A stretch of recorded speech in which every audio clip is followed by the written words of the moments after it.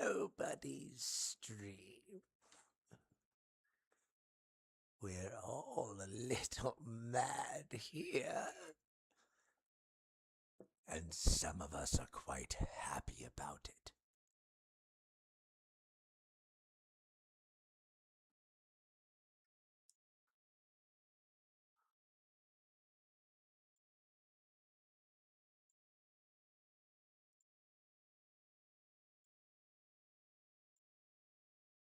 Very well then, children.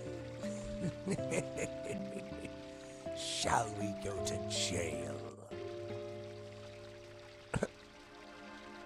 Or rather Arkham, that's where the bats always throws me. Even though I'm constantly escaping, it's not like they don't know I'm gonna leave. But who cares? They need the money, I suppose, more than I do.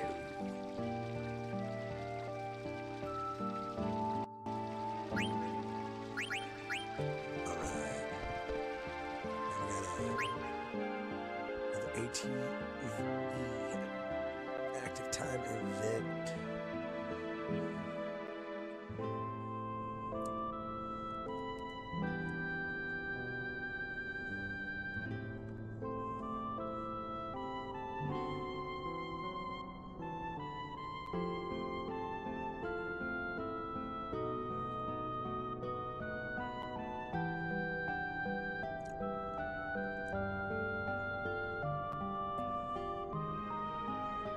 Oh, you poor, naive little girl.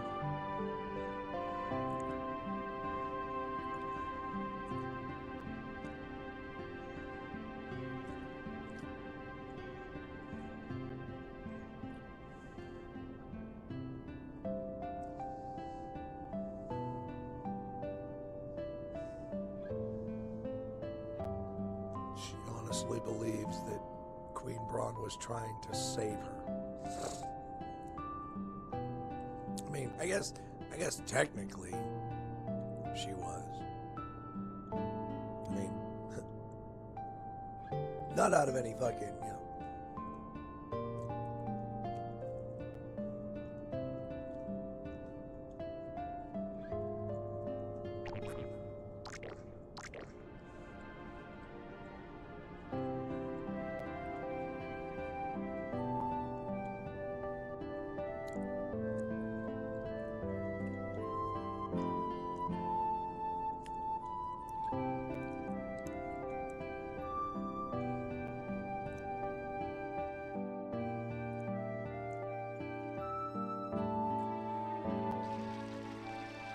That's funny.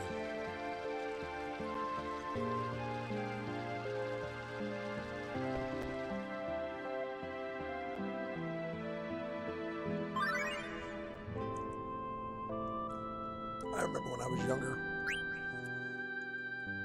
I tried to blend in, fit in more, be less abrasive. Until one day somebody told me, it was one of my soldiers, I think. He told me, he was like, you remind me of Sheldon Cooper. He was like, who the hell is that? He was like, you've never seen The Big Bang Theory? I was like, no, this was like 2008, 2009. So like, it was already big. And I had never watched a single episode. I had no idea who Sheldon Cooper was. I knew nothing about any of the cast or anything. I just had more important shit to do while I was in the military than watch TV. But I did eventually watch it, and I realized that I understood exactly where he could get it from, and where, because it wasn't just him. I mean, he told me, we talked about it. Everybody felt that I kind of acted like Sheldon Cooper, and it was just the I guess the need to explain all the stuff that I do and why, so that people could better understand. And the way I explain it, it's like I understand, because Sheldon Cooper comes off as a condescending asshole. And I get that, because I'm not, and he's not. But that's the way he comes off, because everybody else doesn't understand that his need to understand the world around him means that he needs you to understand how he understands the world, so that you can better understand him understanding the world, so that you can better understand him. But most people see it as browbeating them with information. And I get that about Sheldon. And I understood why it could be seen as that, because I can over-inform. And I understood that. And I was like, okay. I mean, this was like years later. I was like, okay, I get it. I was like, but they loved, like, my soldiers loved me. Like, it wasn't like he was being an asshole, saying, oh, you're a condescending asshole. He was like, we love you, Sarge, but like, you remind me of Sheldon Cooper. And like, I guess I saw the negative aspects of it, because like, they all told me they loved me. But it's just one of those things. Like, it was years later, and I watched an episode of The Big Bang Theory, and I was like, huh, yeah, I see it. Yeah, I see the Sheldon Cooper reference. Totally get it. And then I came to a realization. I was like, you know, if somebody like Sheldon Cooper, even a fictional version of Sheldon Cooper, because I mean that's not really how Jim Parsons talks and acts. Like, he is flamboyant because he's homosexual, but he's not, hey little kid, what's up? He's definitely one of them. A little kid just standing there looking at me like,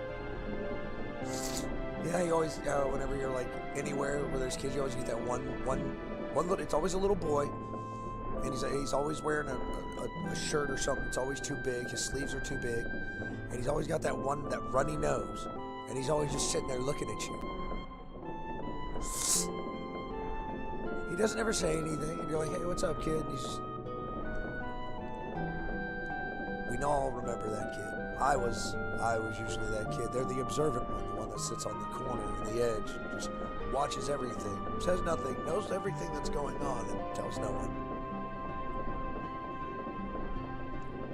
But getting back to what I was saying before that little kid interrupted with his looking at me weird.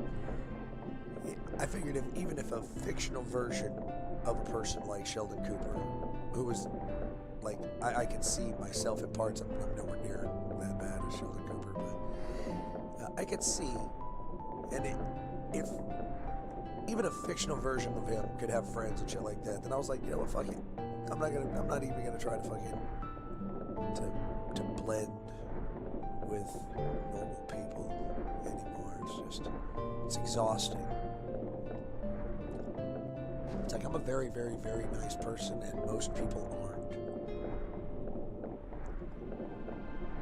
And it's exhausting.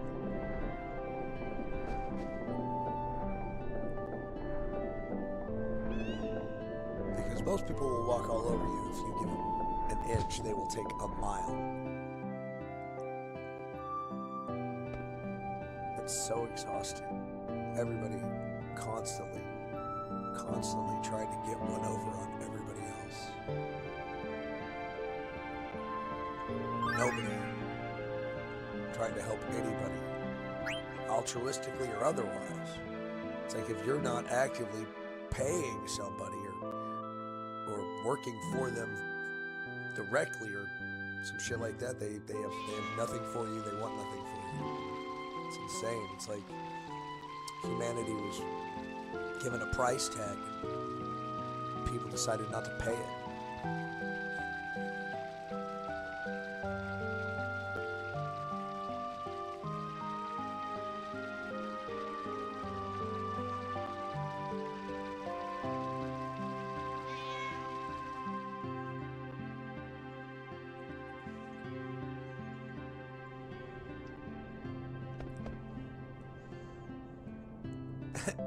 What up, dudes?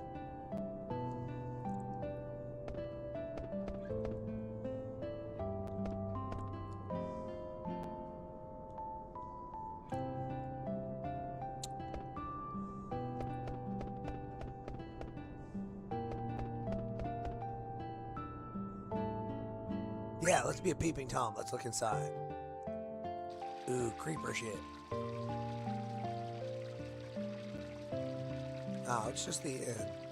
It's just the room we were all sleeping in.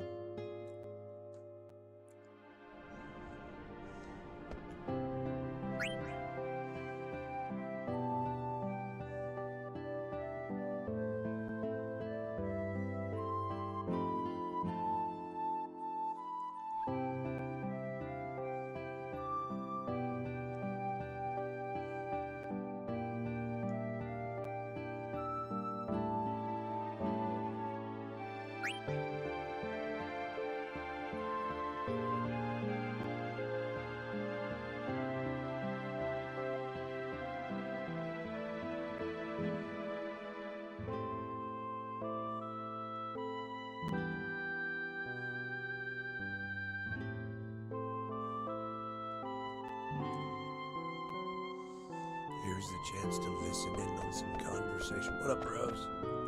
Little broskies. Little bromosexuals.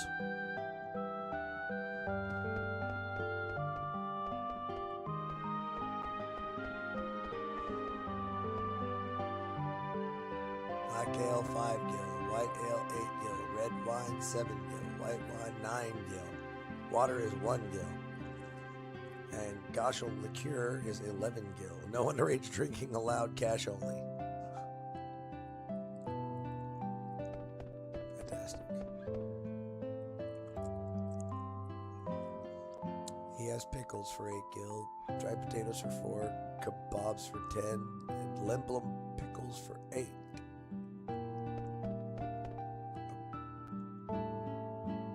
Yeah, let's see what kind of medicine you got. Really?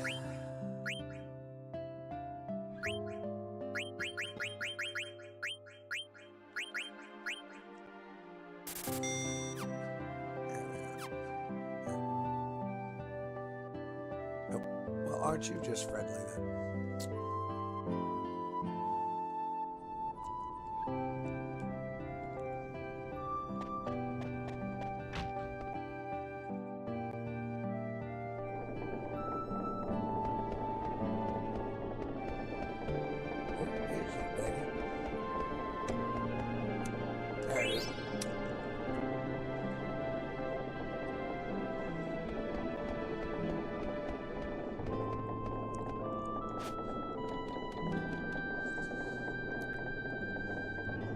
There are 13 zodiac signs in this game.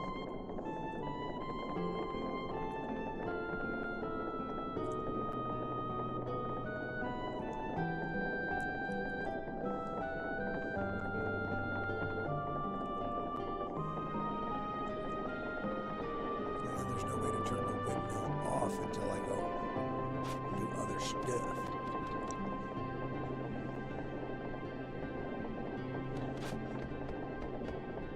We should blow it up, boss. Yes, we should blow it up. That way, no one will be able to get the treasure. It makes so much sense.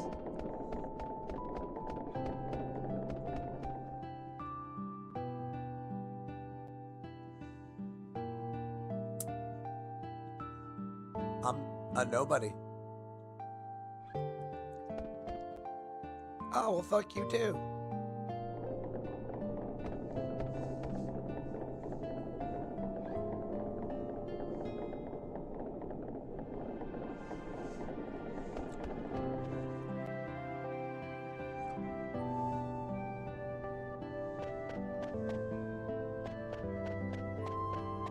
Okay, the farm is this way.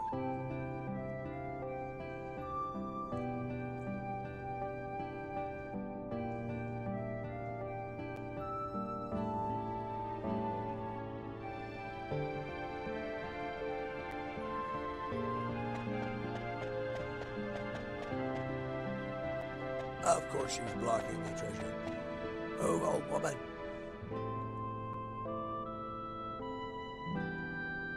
It's a landing field to pick up the darkness.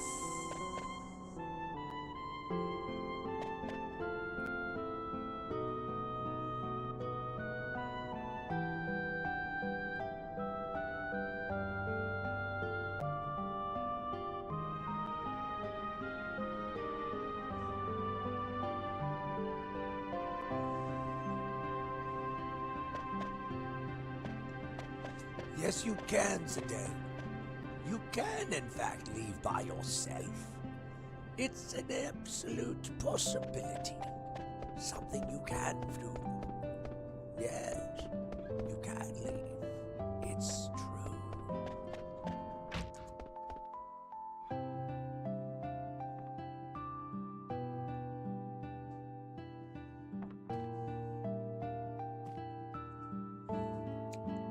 You may be right. I may be crazy.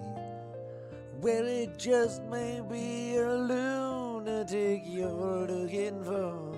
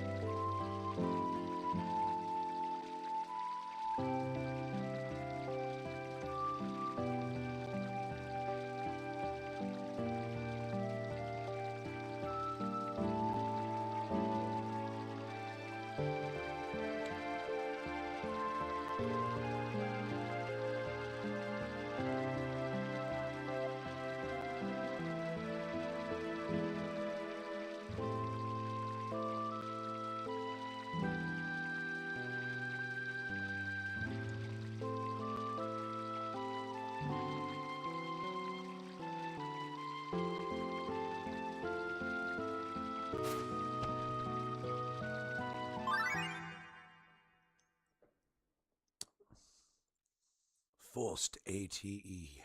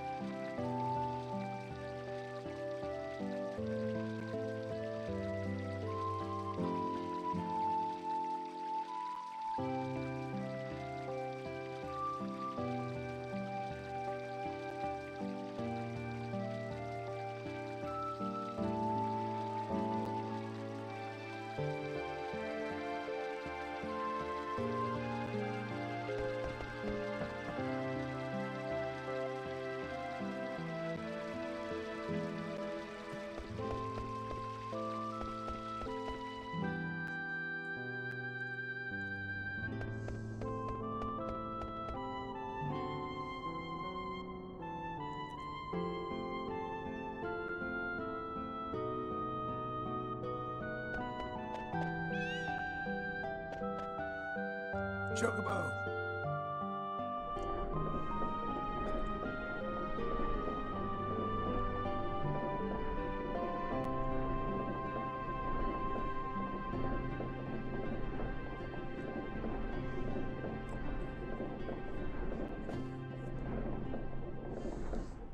You say that rancid pickly smell is coming from that hole?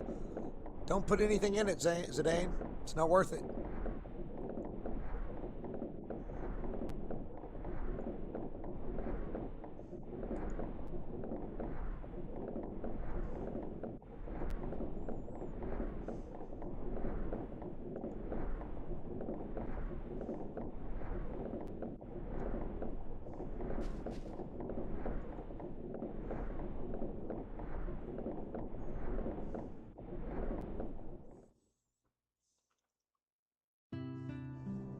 Oh, what a coincidence. There's two, actually. There's one right here.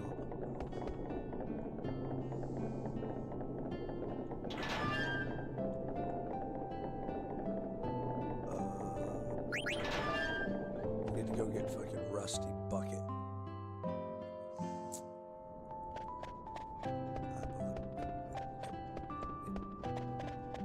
What's this? Oh, nice.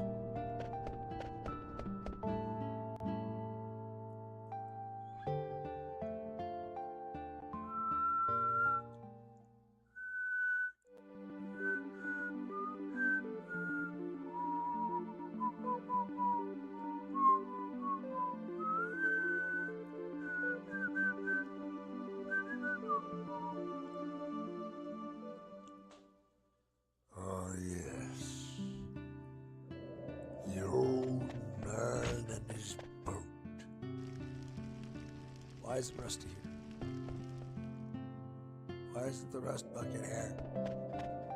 What? That's good. I'll go ahead without him. I don't remember when he rejoins with the party anyway.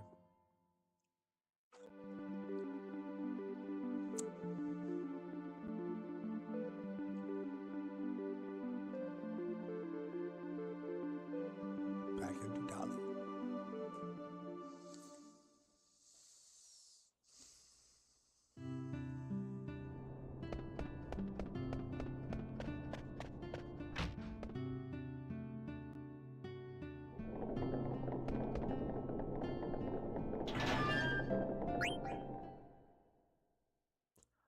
Now is the winter of your discontent.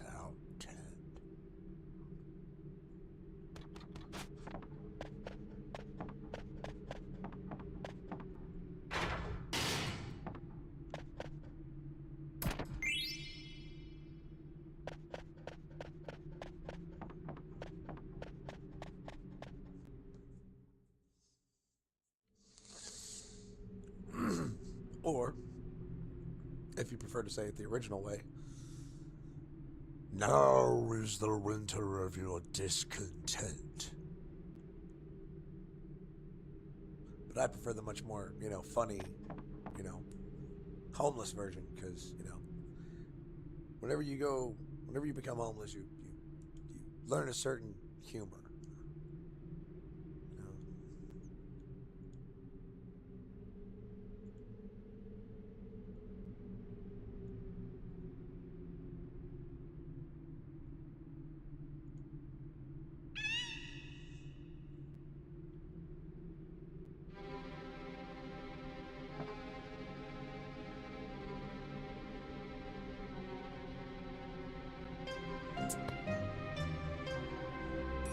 They're kidnapping our friend. You can't just stand there. Come on, girl, let's go beat them. Let's go, smash in their faces or something, laddie. We gotta hurt them. They're trying to steal our friend. That's not cool.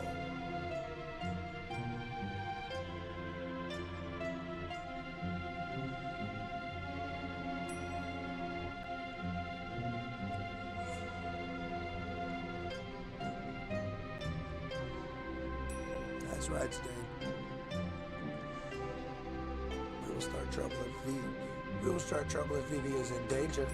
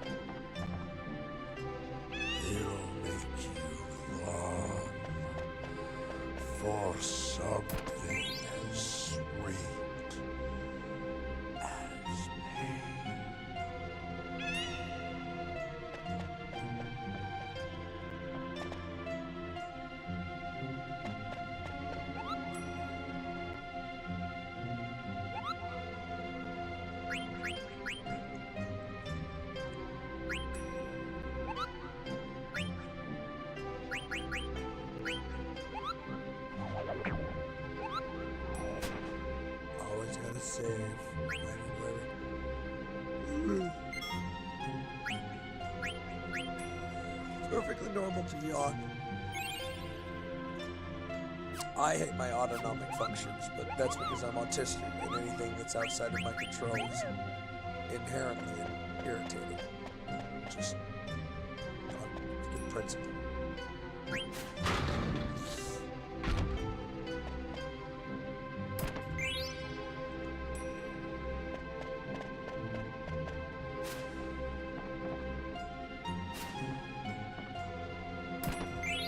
Look, Terrence, treasure.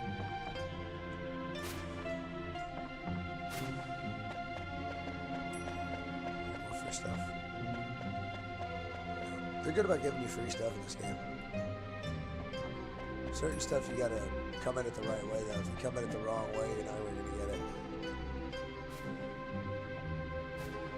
Like the chest in Burmecia, where you've got to turn running off. Otherwise, you'll never get it.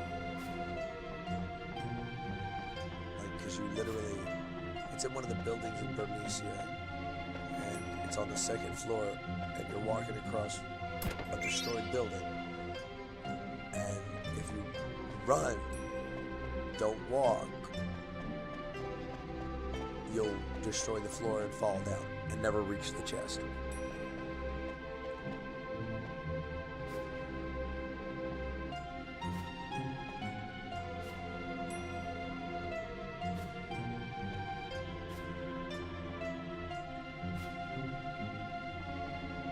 Really? That's just lame. Guess that's cool though that you can get down on the other side. Ish.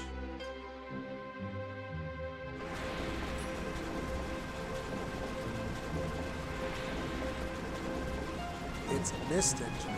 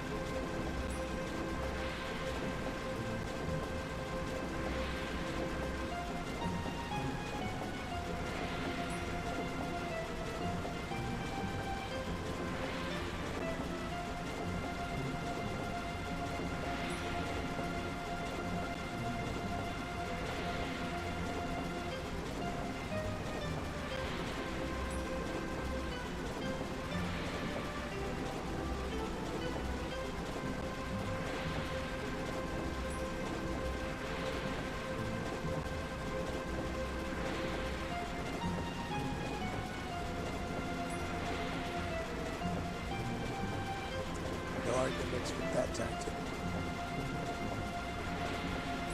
People who are trying to do bad things usually don't want any attention brought to themselves.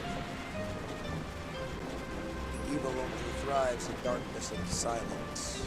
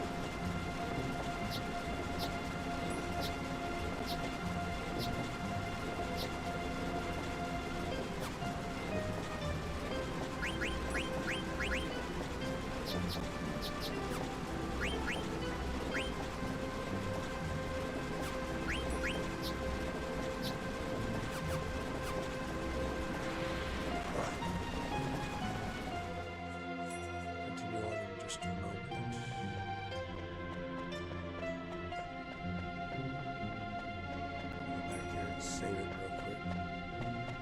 I'm gonna do some real quick testing to see how powerful I am.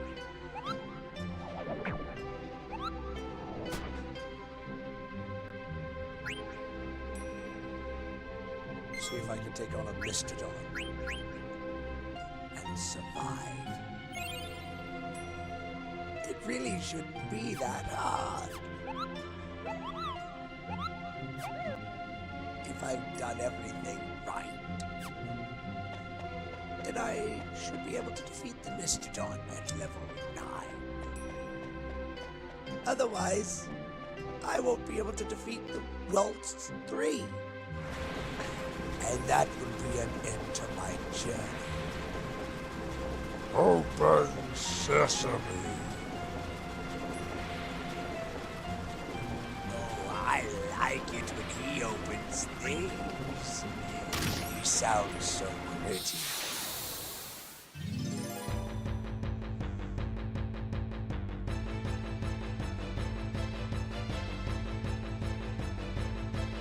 Oh, I didn't get Mastodon. Nightmarish things are.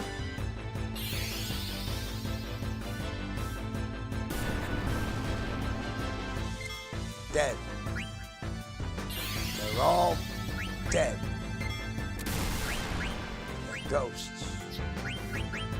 Set it with some thunder. See what happens then.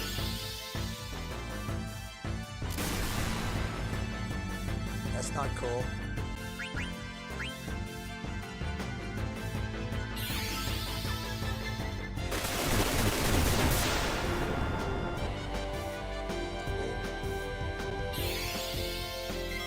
Swift I didn't even see what he stole from that freaking ghost. Oh, that ghost just checked his MP. That ain't cool. Okay, let's nuke that one ghost. Stop setting my people on fire.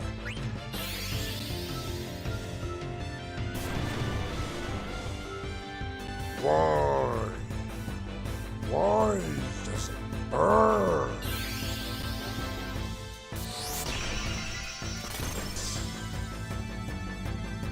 That's right.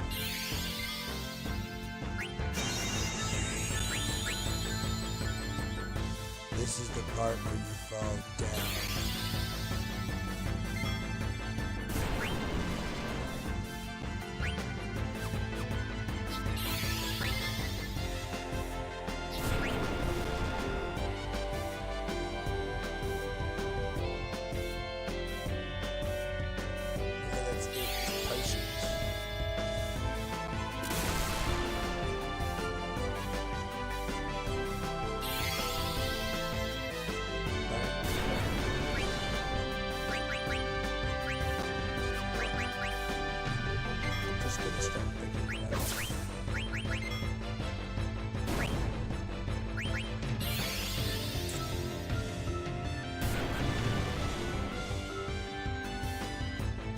Stop hurting my people!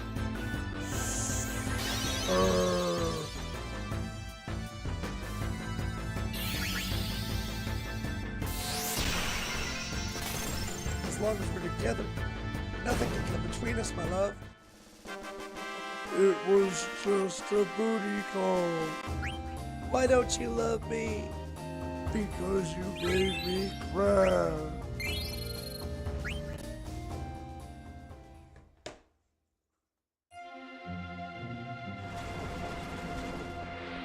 Miss monsters, huh?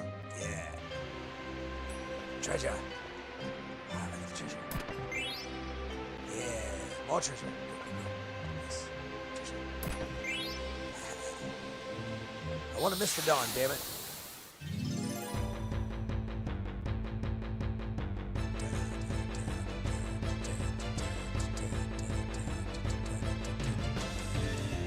More ghosts, huh? Oh, they got a back attack? That's not fair. In fact, that's the exact opposite of fair. Fair would have been like giving me a back attack on them.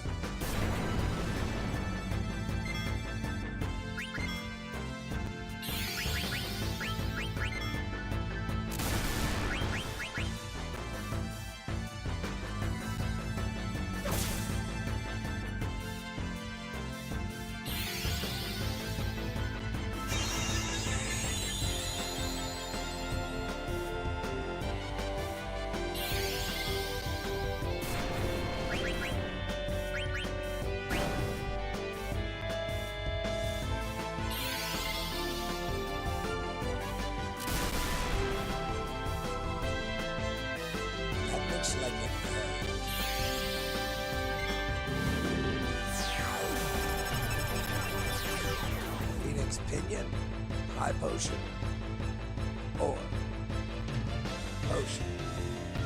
Wow.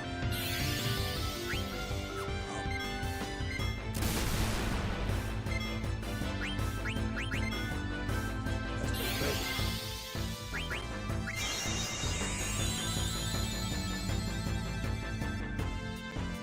I can still.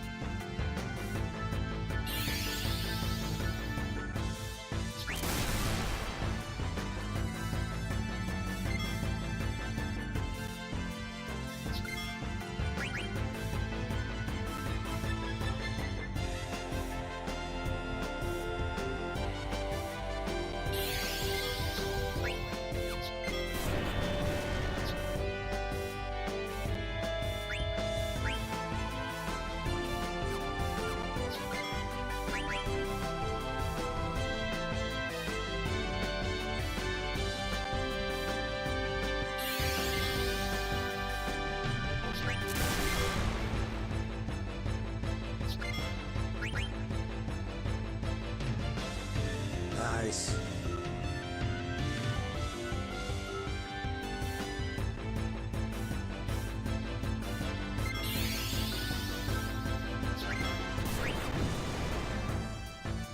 Oh, you had to do it, didn't you?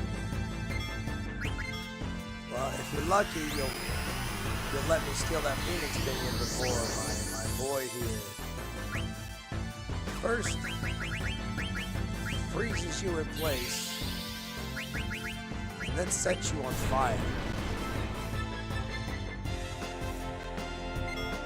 I hope it was worth it.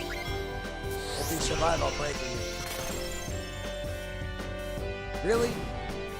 You didn't even last to the fire?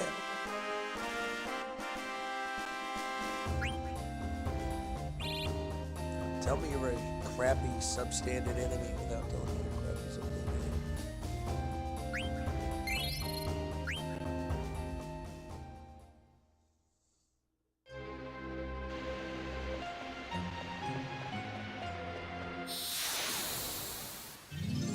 These monsters are definitely above my, or right about where I'm at. They're not hard at all. I mean, if I wouldn't pay attention, 3 of these buggers could wipe my party out very quickly. I wasn't more responsible.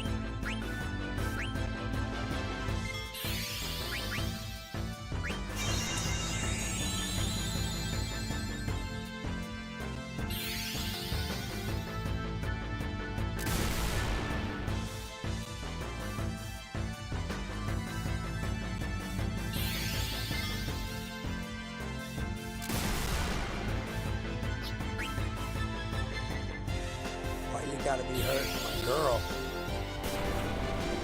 That ain't cool.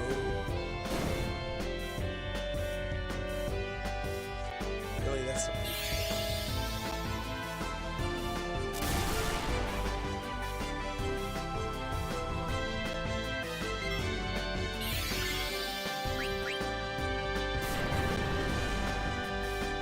Damn, that fire hurts. It's because fucking Phoebe's made out of damn straw, wood, and shit. That's why that fire hurts him so bad. Damn.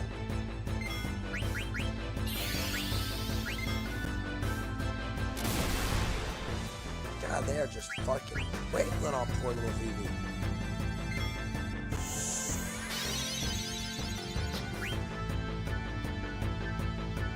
Don't let them get you down, Phoebe.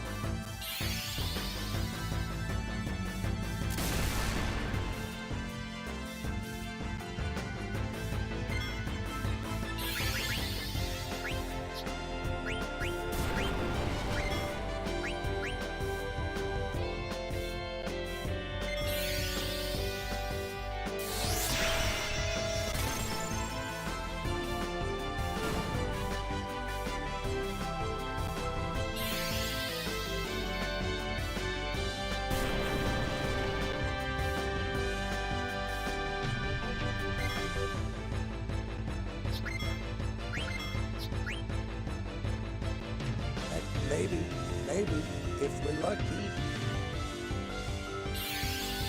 jackass will keep attacking today and send him into trance, and I'll get my mug ability.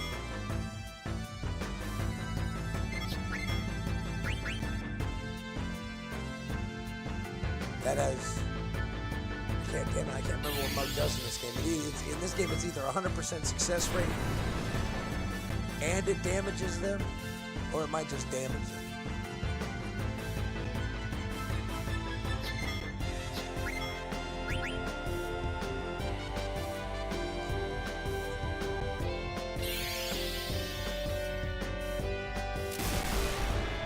You leave her alone.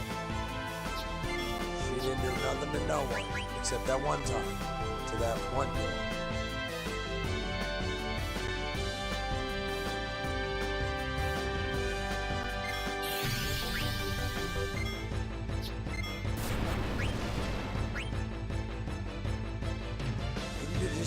You need to stop setting my little doll man on fire. That ain't cool.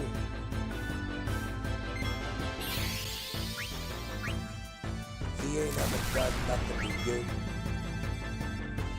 He's a good kid.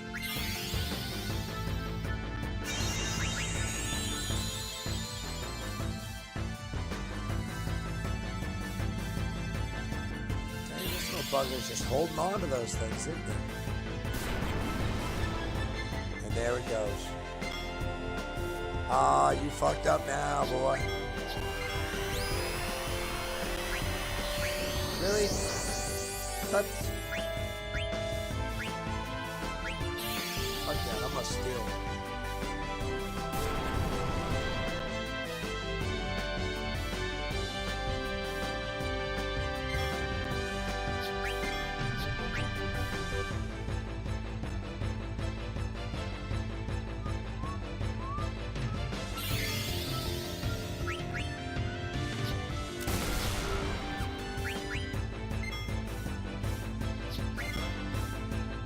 Really? Really? Freaking whore? I'm gonna use his last fucking move to tidal flame you out of existence, bro. Go away.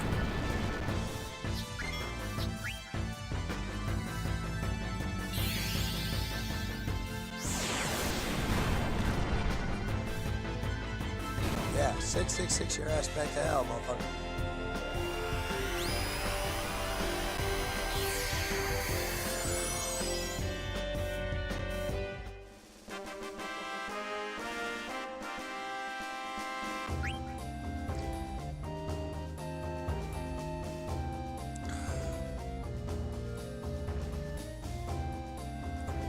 Certain things they don't tell you about being a bigger guy. Don't buy stretchy shorts and underwear. I mean, they're comfortable until you go to like relax, sit down, and kind of slide. And then if you've got anything other than maybe a vagina, and even then, you're gonna be picking your shorts out of your vagina.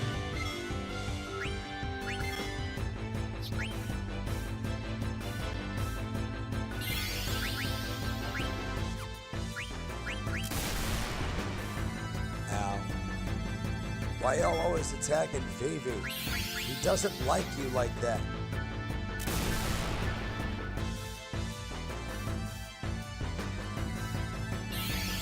Get it, you know, because they're always saying that when a woman likes you, she'll be violent towards you.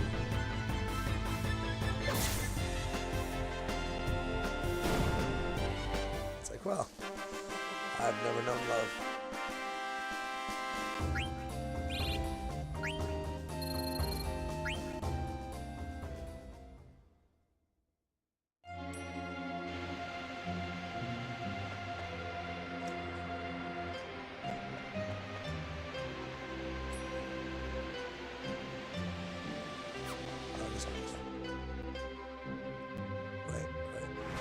There's an exclamation point right here.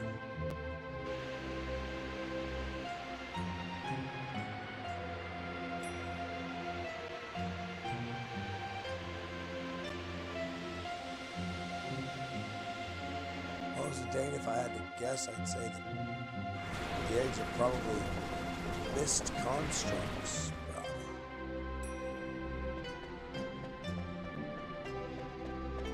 Just like, oh.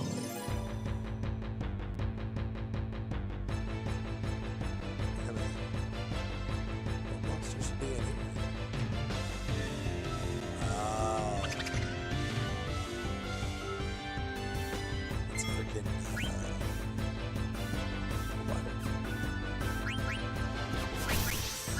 what do you have? It better freaking be good, or I'm a hurt you. Man. Hey. Hey! That's not fucking cool. Bastard.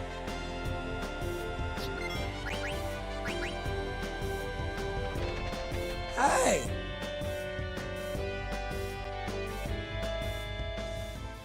I traded an echo screen for a potion.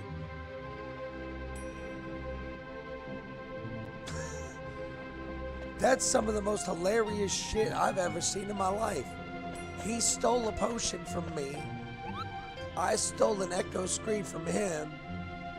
Technically in order, I stole an echo screen from him. He stole a potion from me and then smacked himself on the ass and bounced out on me. Like, what do you mean? I traded an echo screen or a potion for an echo screen. Because thief for thief, we stole from each other.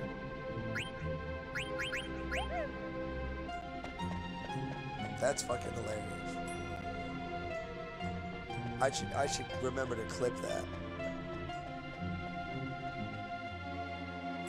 Title it No Honor Among Thieves.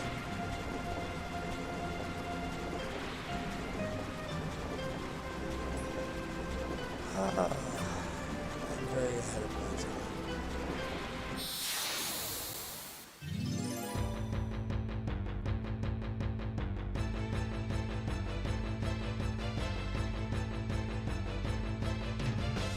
I guess this isn't the...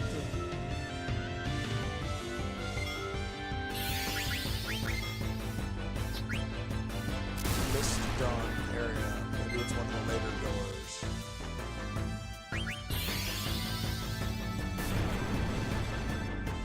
Goodbye, my friend.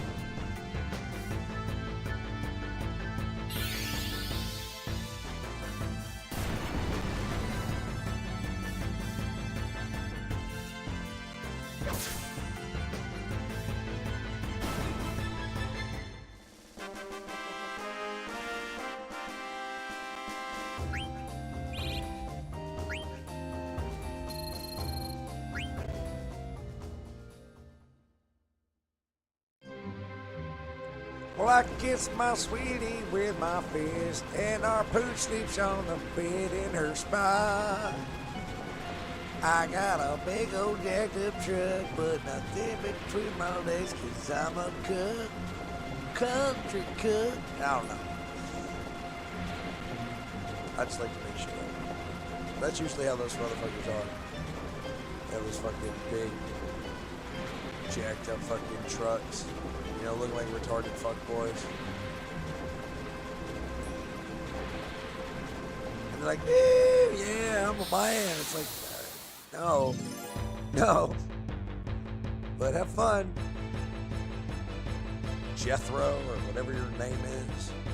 Trying to be cool. It's like, I got a 6-inch lift kit on it. It's like, I bet you do. And that's probably the only place you've got 6 inches.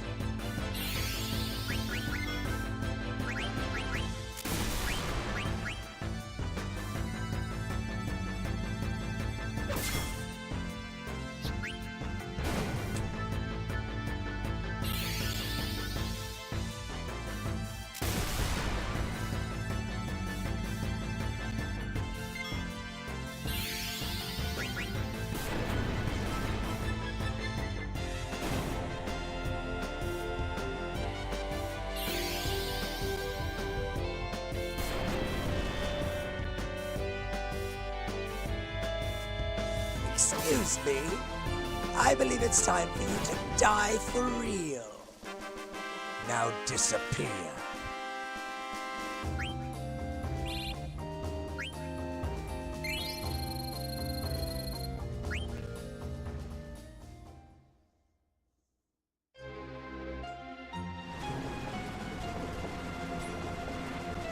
It's just one of those things.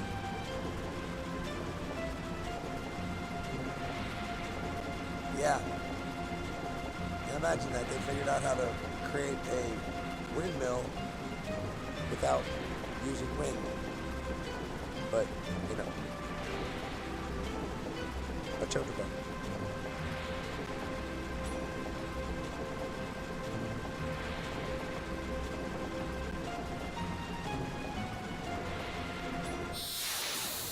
Ah, Mommy, they attacked me.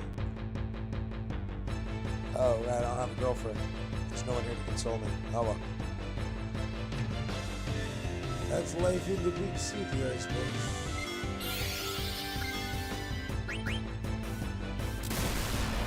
Ah, poor Vivi. Why do they do this to you, my friend? I need you to kill them. Every last one of them. They must die.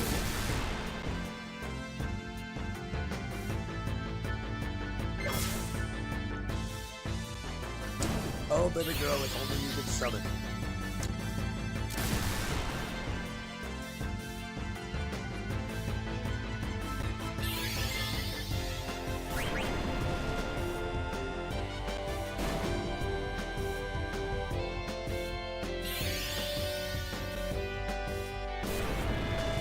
The amount of magic I've been using versus the amount of high potions and Phoenix pigments I'm able to steal from those jackasses. It's not cost effective.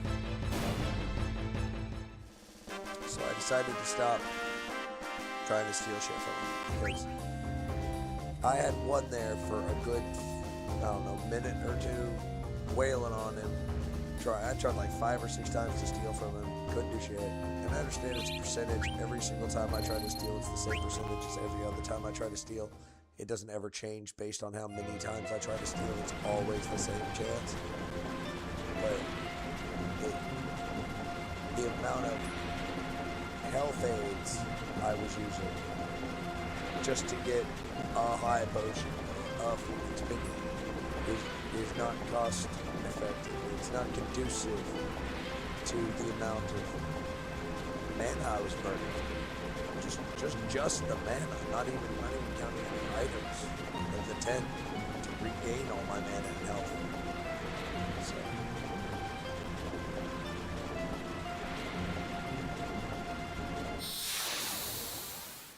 it's just faster to burn through them and not waste my health tonics that I have innumerable of. Vice! Ah, you bastards! Oh, right. She can't do more use. Steal from him. Do you have any status magic yet? Well, you sons of bitches, stop stealing my shit. I'm gonna hit you with that.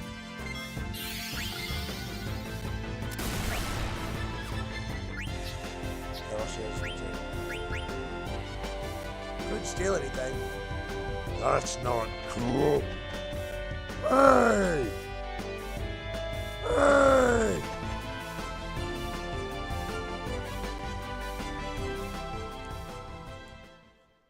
That's not cool. And then those little bastards show up and start stealing my health potions. And that's not cool. And I noticed that's all they stole was potions. I mean, I kind of would have been pissed.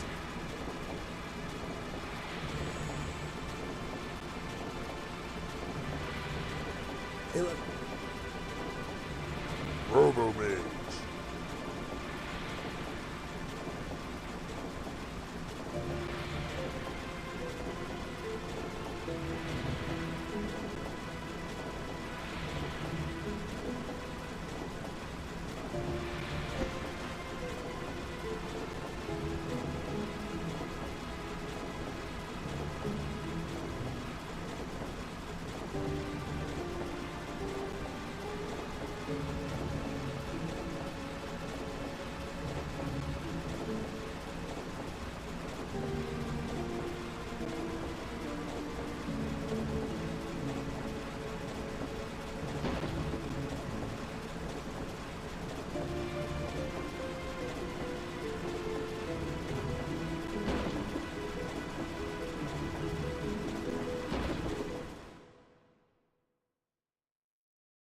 No.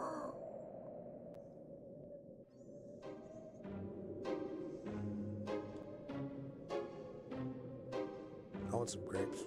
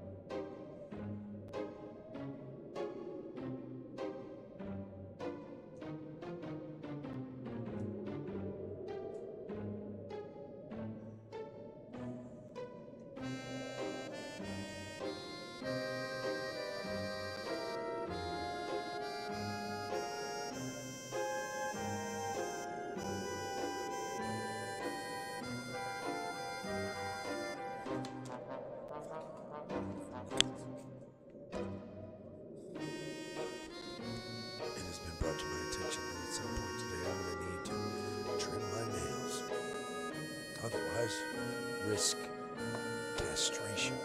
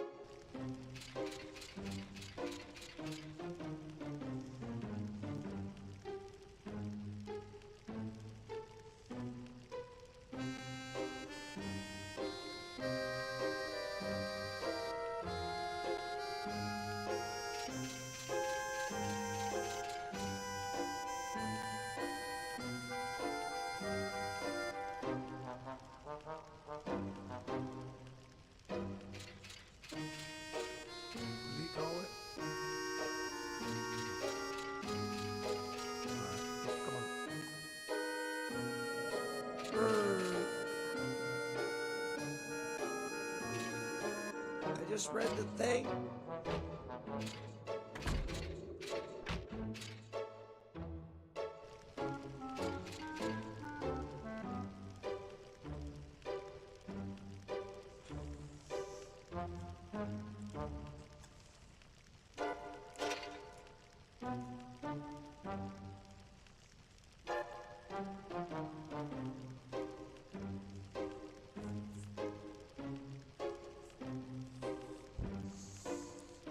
such a fool, Rusty. This land is already owned by your queen.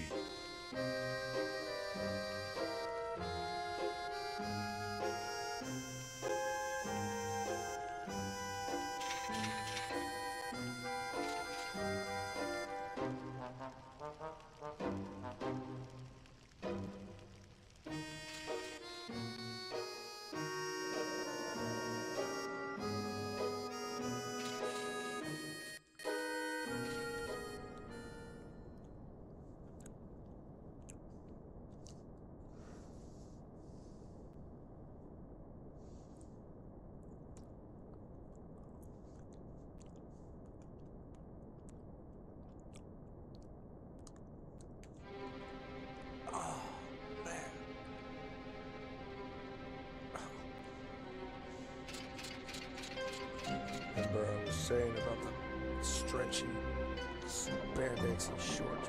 I went to sit down and I grabbed the crotch area so that I could have room and pulled them out because I didn't want to sit down and have me general and two colonels stuck in a foxhole together. There's not enough room for three people in one of those. So as I was pulling out, I guess I must have grabbed a piece of tender flesh and a piece of hair or something, and sliced the shit out of it. Just, yeah, it's gonna hurt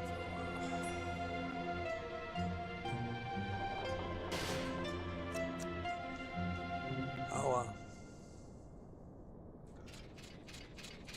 What are you gonna do?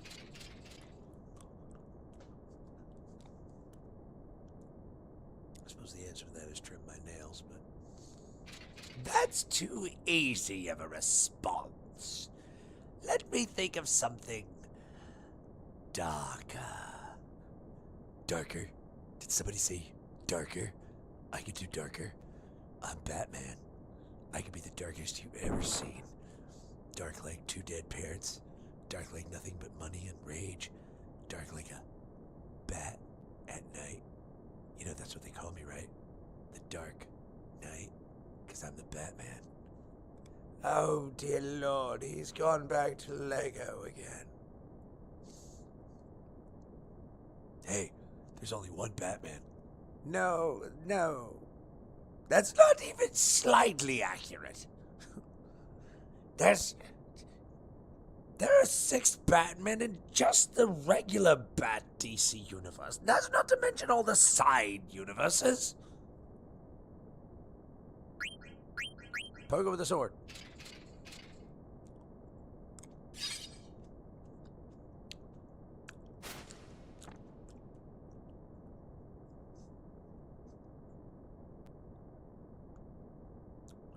Grabbing fruit.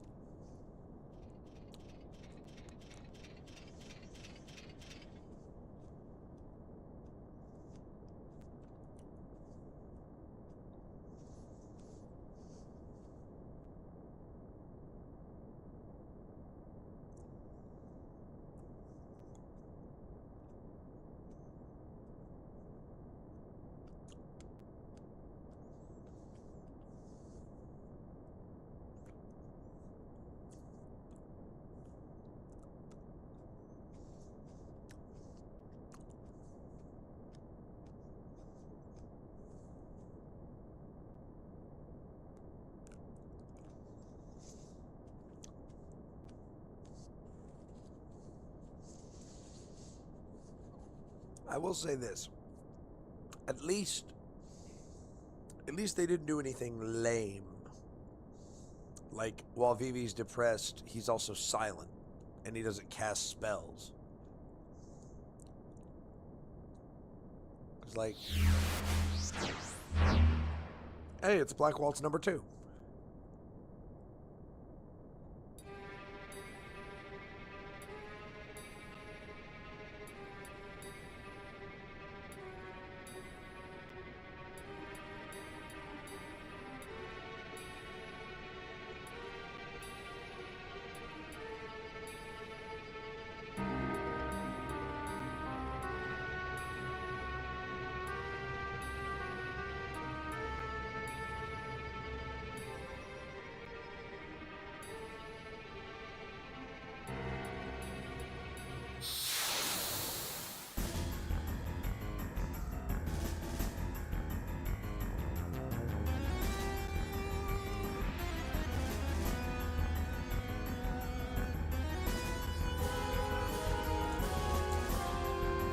Dear Lord, I lost a blueberry.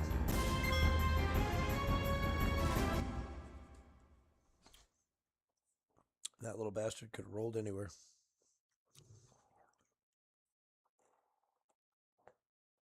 It could have even been caught by my chair, but not likely. And I really, really, really, really, really don't want to accidentally step on a doggone blueberry.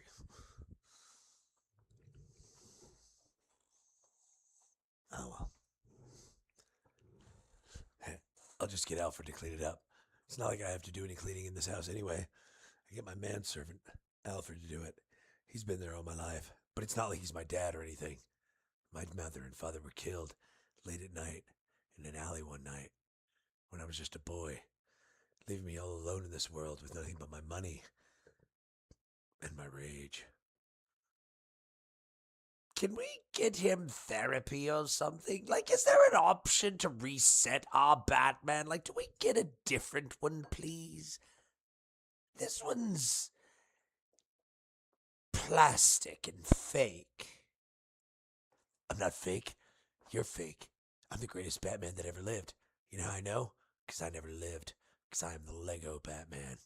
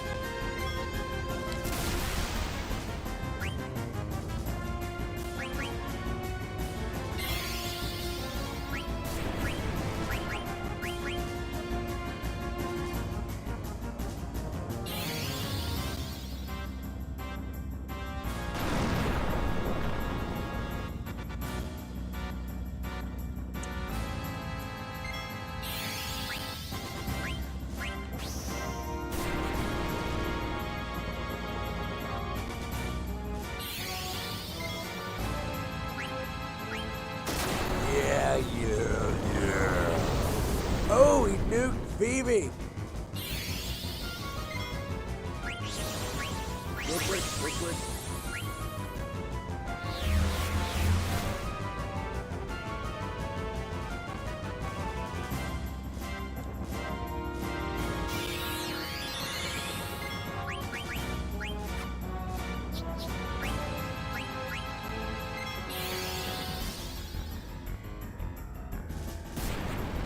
Of course he hit fucking Phoebe.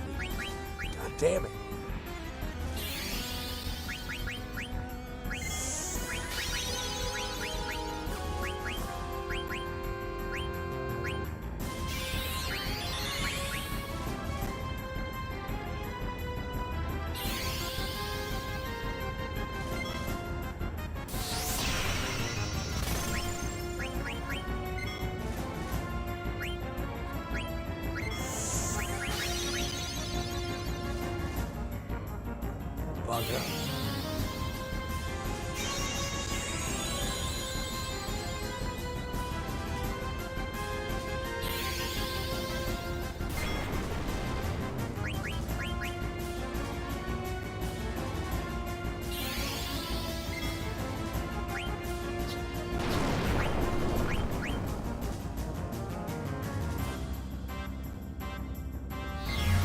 I've already stole everything he had. That weak ass bum.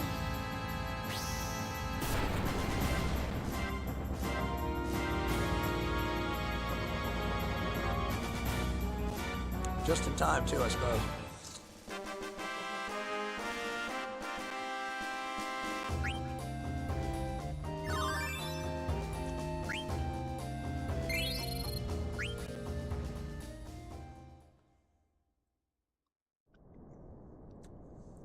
I don't understand how he was able to nuke BB so much. I think it's because he focused like 3 hits in a row. Like one on Vivi and then one on the group and then just another one on Vivi by himself. And it just, no, because Vivi died in the group nuke. So he probably just hit Vivi and then Or I just wasn't paying attention. I don't know. I have to go back and watch. I probably won't, though. I usually don't go back and watch my lives. I find myself to be incredibly boring.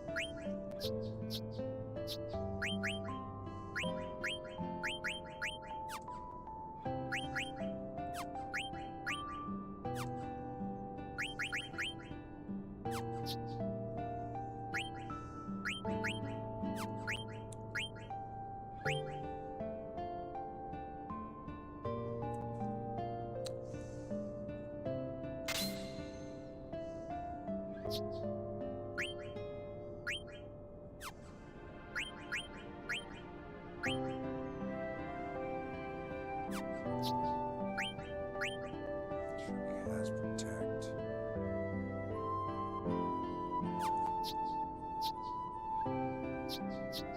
He's learning that. He's learning that. I mean, I really would think he would be better with the steeple hat for the strength and the magic defense. But he's learning Bright Eyes and Bad status right now, so.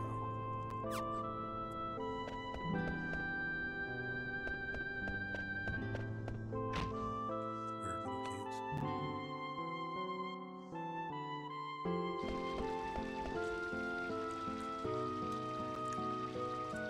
And there's a juicy fruit.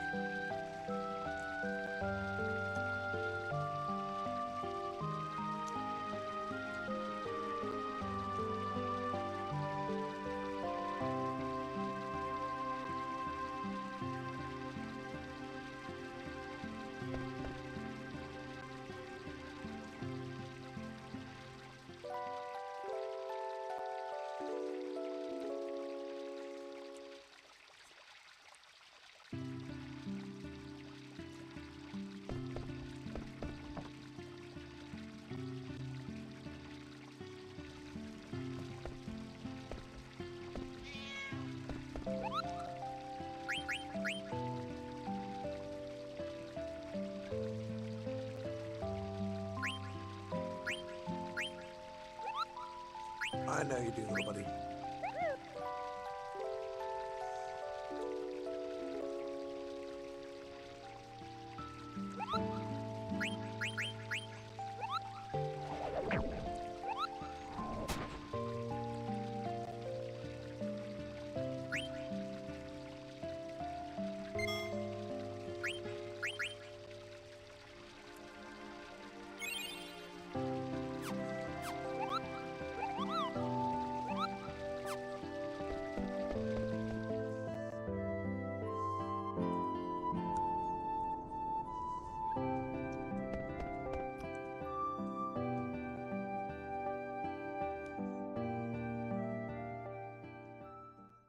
Oh, wait. Yep. Forgot I gotta go out the other end of town in order to get on the airship, don't I? Oh, no, can I just get on it? No? Damn it. Oh, well. Can't blame a guy for trying, right? Well, I guess actually, apparently in this day and age, you can blame a guy for trying. And then, you know. In some cases, I guess, dox him on the internet. And then claim that you were the victim.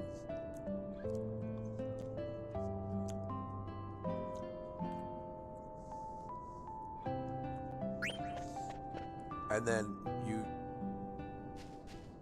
go to jail for, what did they give the Grubhub chick? Gave her like fucking 2 years of probation or some ridiculous shit. I don't remember. And it doesn't really matter. If it had been a dude, he'd have gone to prison forever. They'd have locked him underneath the jail.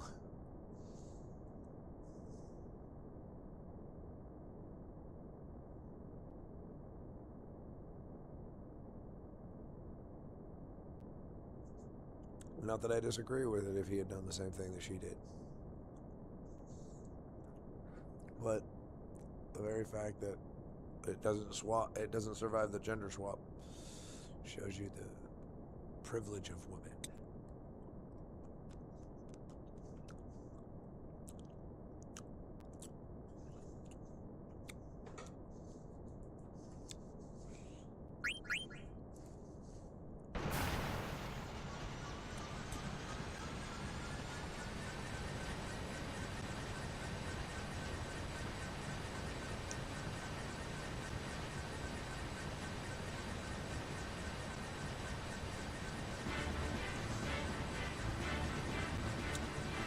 Don't worry, baby girl.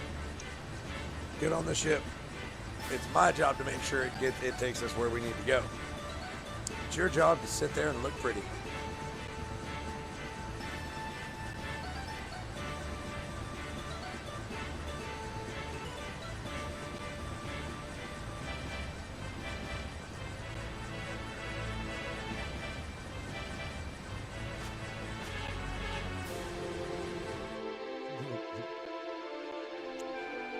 What a little perv. Touches her butt and she's like, ooh, soft. Yeah, no doubt her butt is soft. Get your hands off, Zidane, little perv.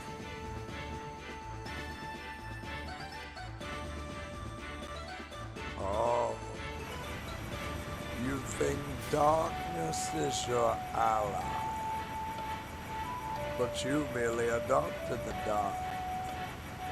I was born to it, molded by it. Why, I didn't see the light until I was already a man, and by then it was nothing to me but blighting. The shadows betray you because they belong to me.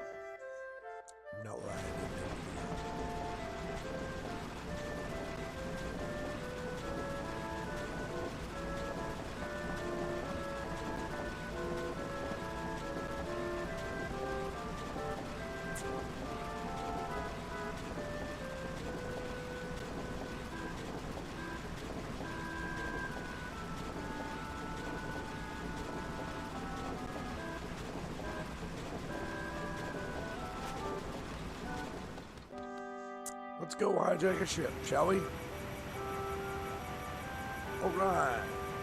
Shall we go to jail?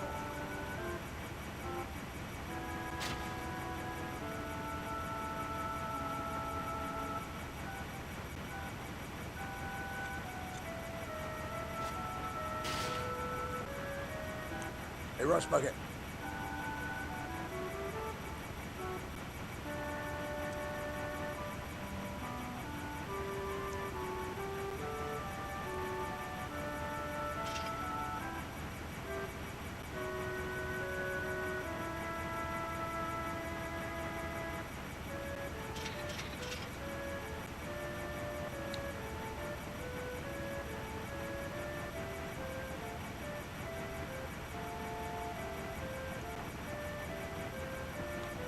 You are a sad, strange little man, and you have my pity.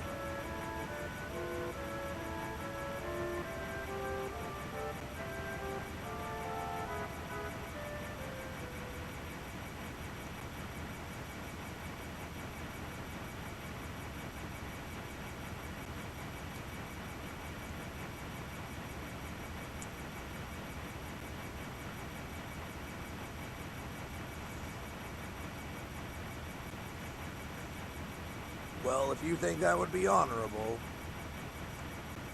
then good night. By all means, petition for a life sentence as opposed to death.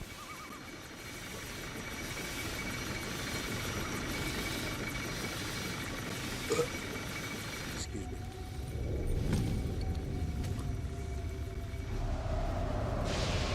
There's Black Waltz number 3. Okay, so it is Black Waltz 3 number 3 that's the primary lightning user. I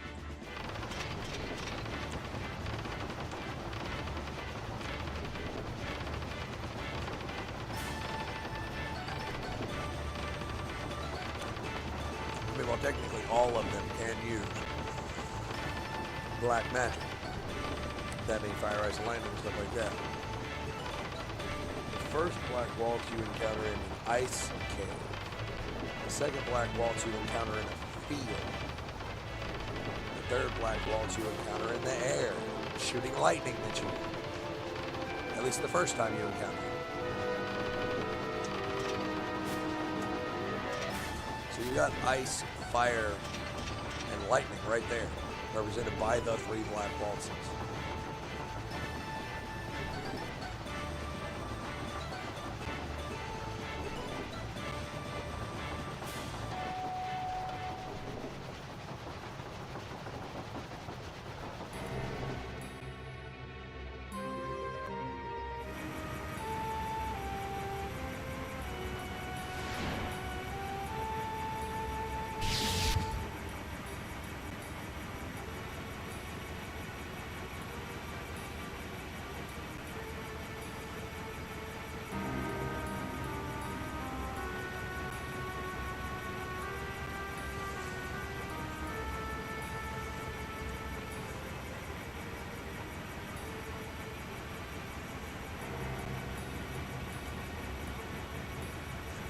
What does that make you, Waltz? Curious. If they're mindless dolls, what does that make you?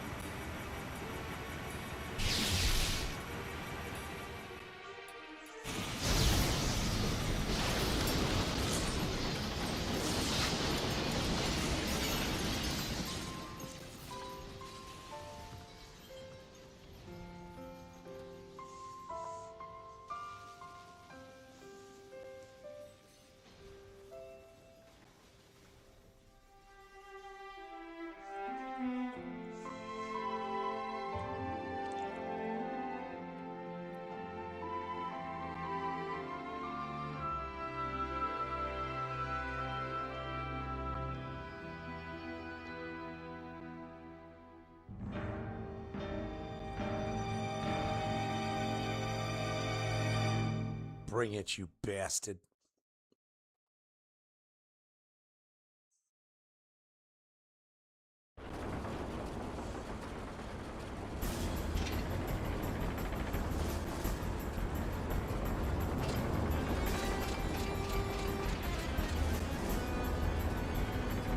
Scratch my ear real quick.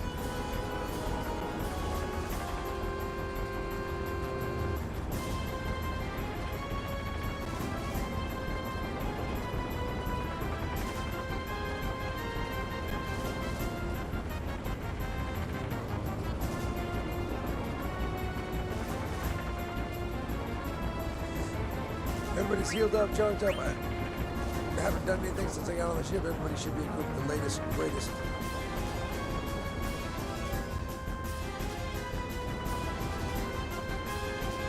Come on, Waltz. Let's dance.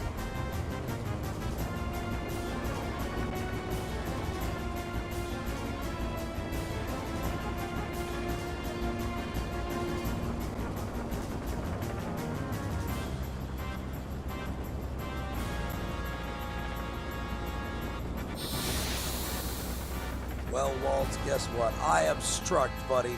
I fucking obstruct.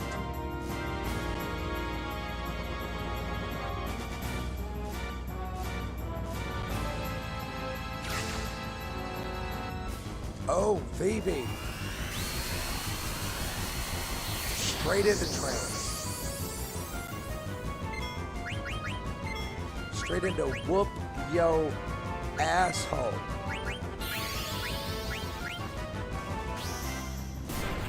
One, Tubby, Tubby, Tubby.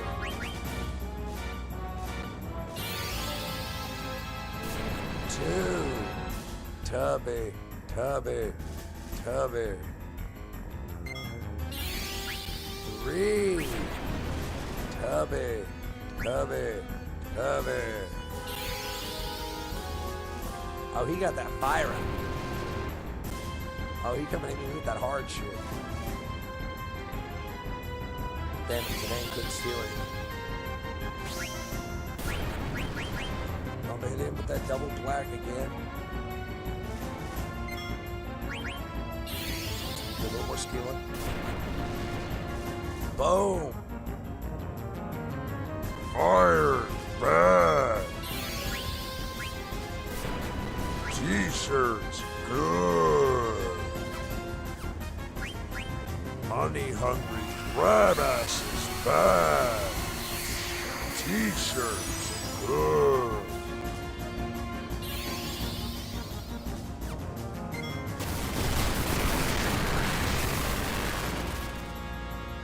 Payday!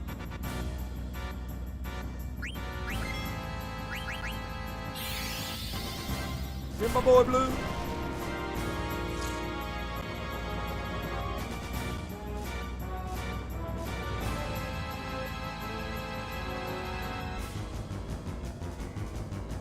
Can't help but feel like I was supposed to steal something major from him.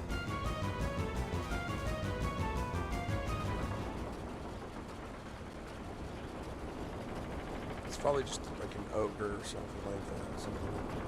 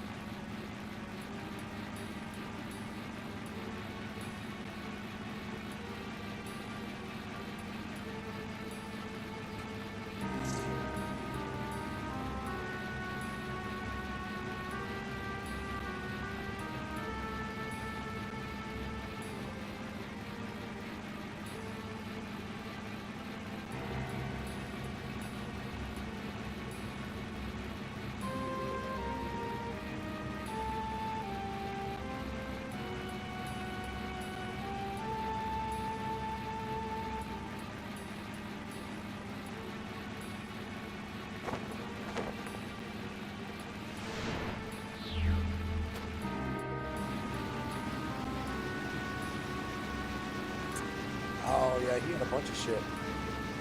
I should have stole the linen cuirass and the silver gloves from him, because those are not things that are going to be easy to come across.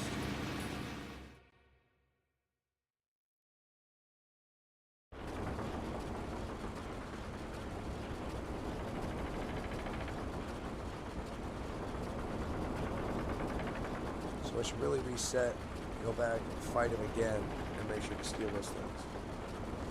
Because, yeah, those are some really important pieces of gear, and I just kind of got impatient. I do that sometimes.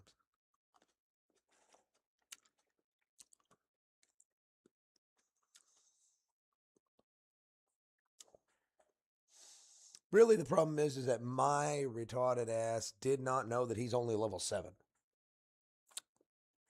And thought I could hit him harder than that. It's my own fault. My own stupidity. I did that. But it's okay. It's not like it was a long trip or anything. And I can skip through most of the BS by holding down the space bar. Going through everything double time. Get out of my way, kiddos. Tiny people, always in the way.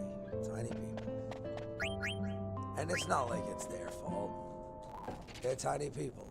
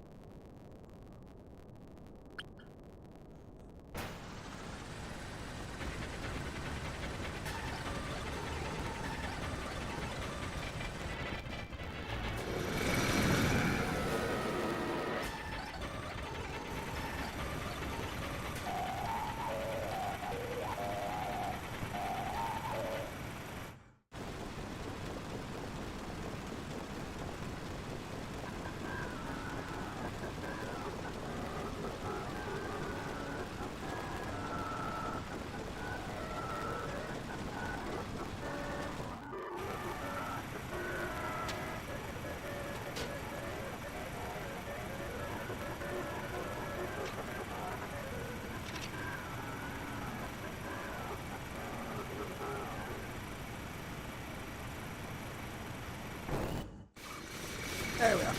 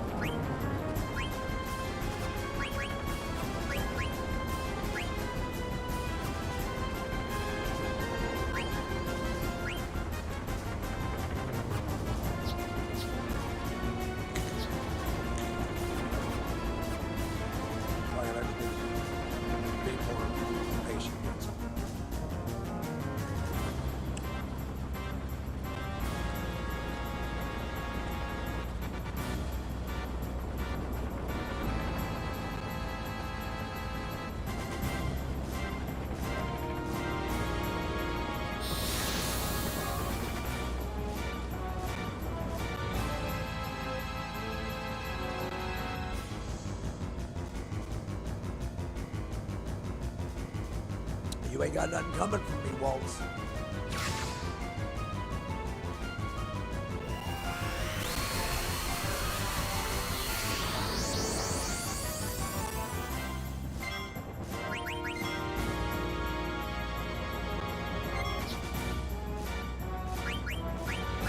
Definitely not gonna waste his trance.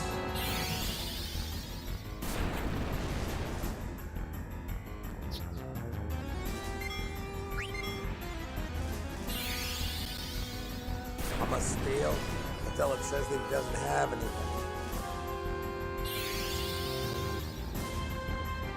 Or my people won't die. Ah! Phoebe, no!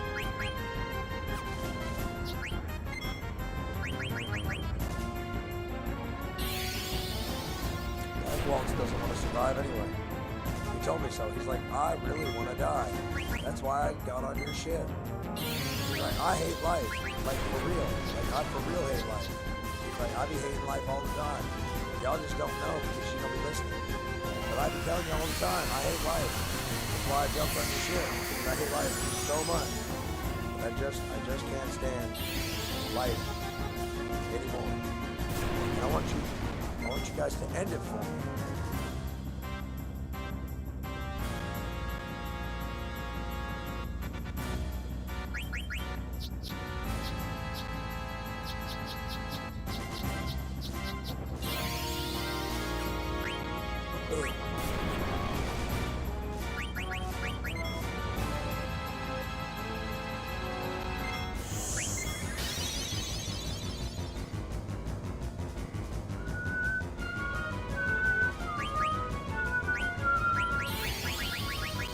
I don't have anything that will allow me to really do anything.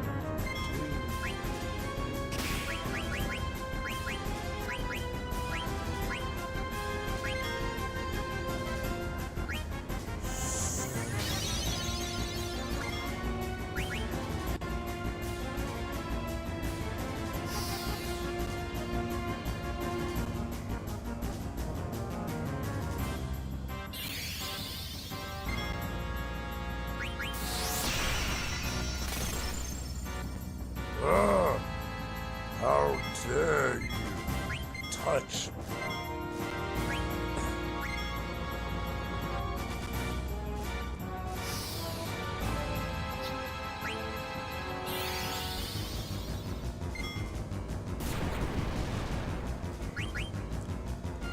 What the hell?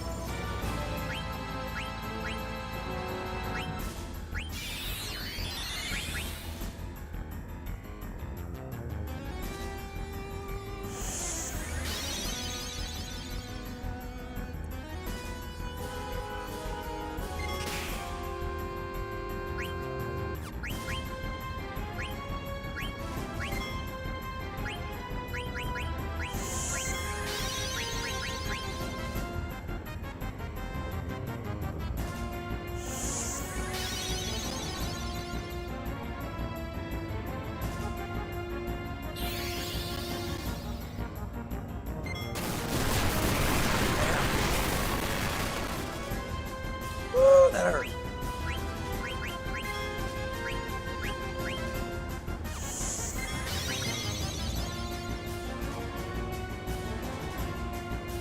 Ooh, there's the silver glove. I think no, I didn't get the lemon twist yet. I don't think I did. Oh, I may have. I didn't realize it. Oh, yeah, I did. It says there's everything. Focus, VB. I'm not dying. That's great.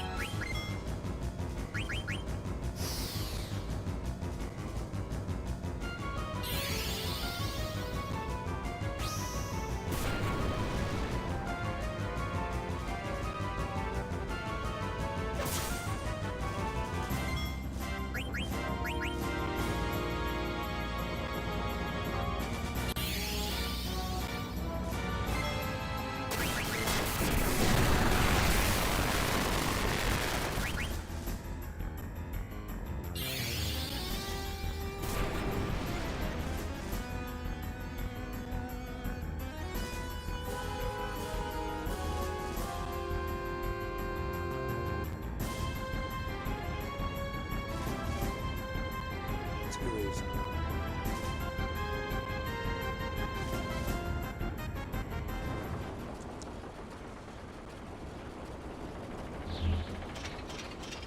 I exist only to kill. Oh!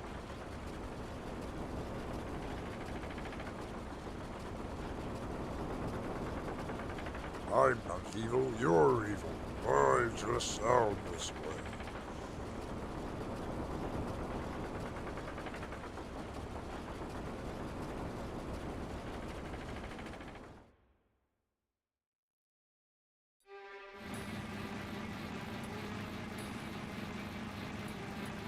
These guys are so annoying.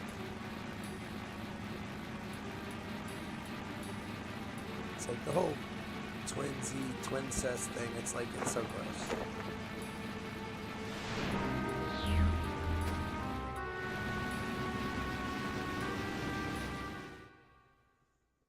I mean, I assume that one is a boy and one is a girl. One is blue and one is pink. One is named Zorn and one is named Thorn.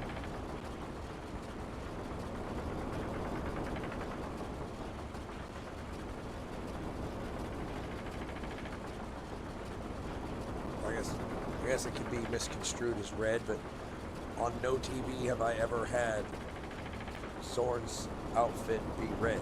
Like, she's always pink. Like, maybe that's like a mistake that they made. Maybe they didn't make the red dark enough when they layered the textures or something. I don't know. It wasn't my job.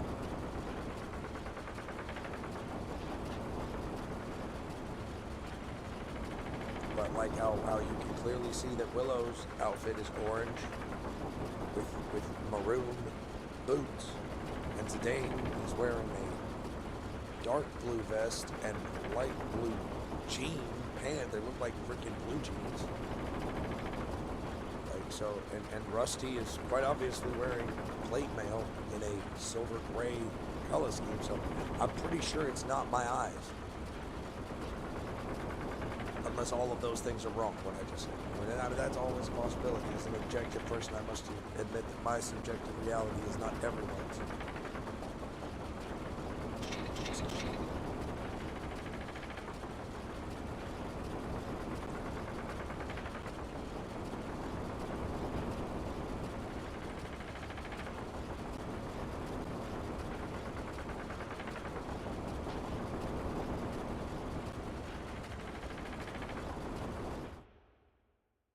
We just gotta bash through this with the barrage of, well, with the barrage of shit.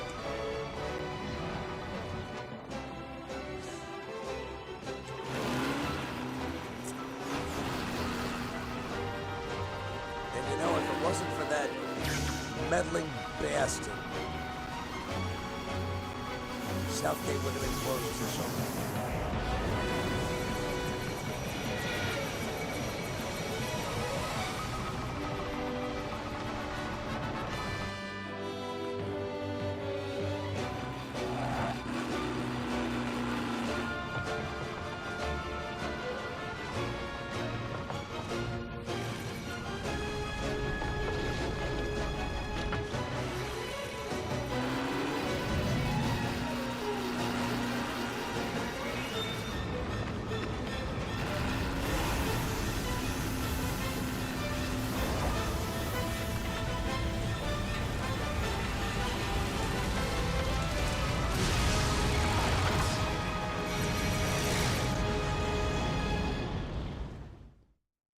Poor Waltz.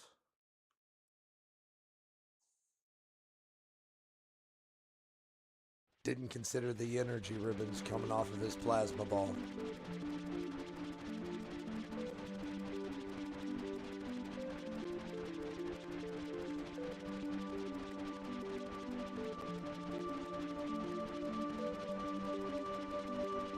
That's really what thunder magic is. It's plasma. It's lightning. It's electricity.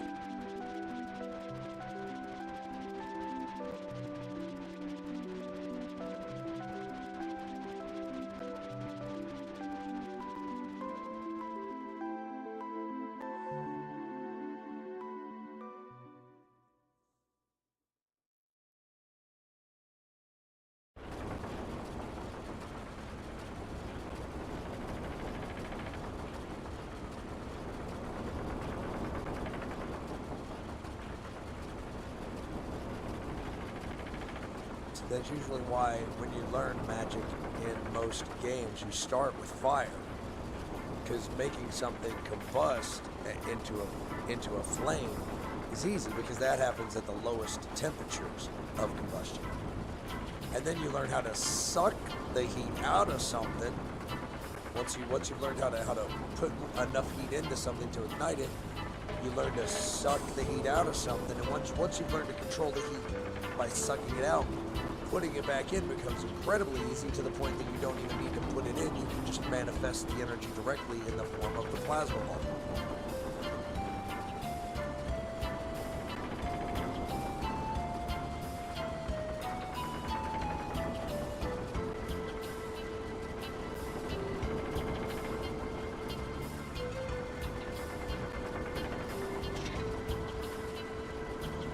Because icemancery is a subtle art.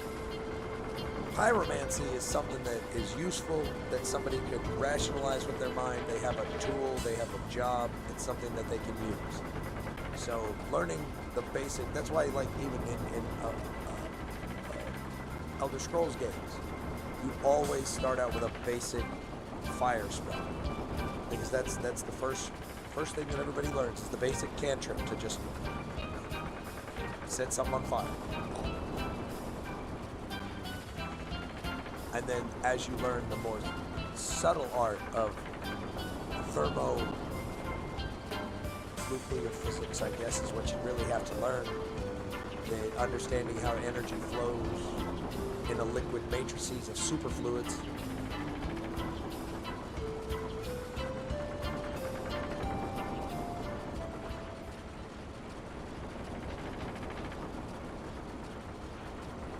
Then the subtle art of transferring heat. You learn that burning is easy. It's always easier to destroy than it is to create. That's why people love to destroy. Because it's easy. Creating is hard. And ice-mancing, that's where you learn how to create without energy. Because the whole point is that you're sucking the energy out of things so much that you're dropping their molecular vibrations to such a point that they lose all thermal conductivity.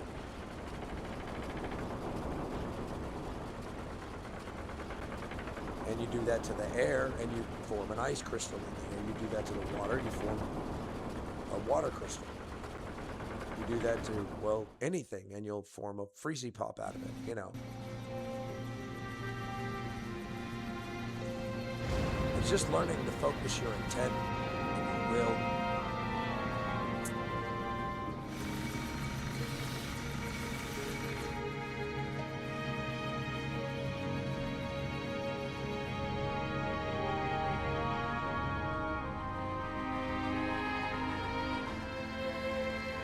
If thou hast but a mustard seed of faith in my Lord,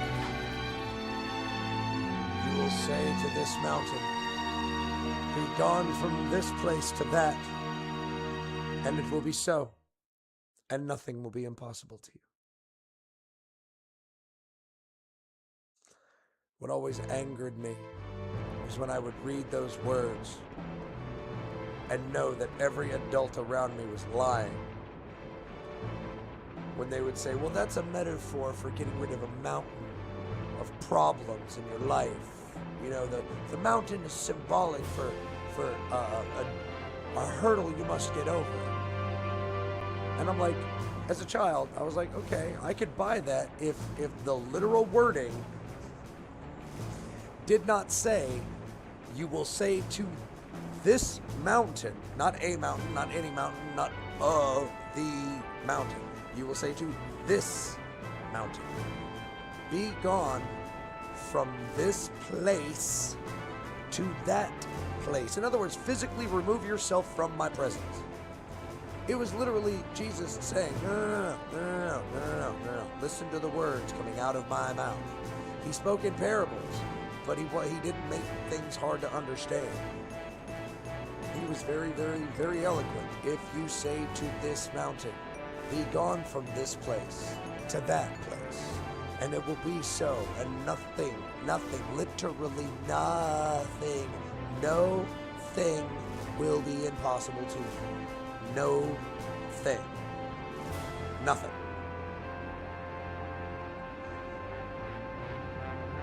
Words have meaning.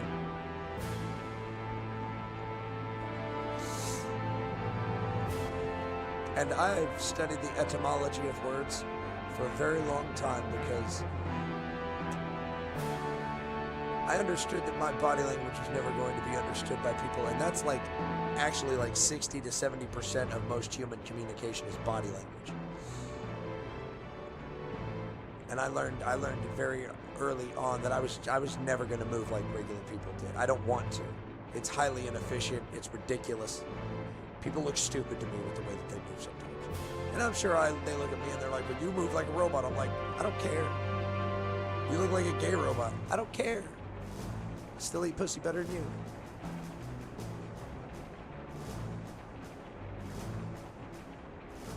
And you know, in this city, in Los Angeles, you know who I've found makes the most statements about the way people look based on what they wear? It's actually the homosexuals who don't want to admit that they are. And I'm not saying that this city's filled with them, even though it is.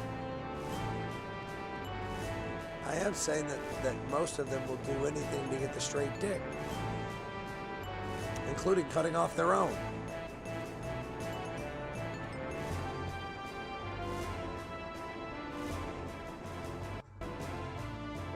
Fatality.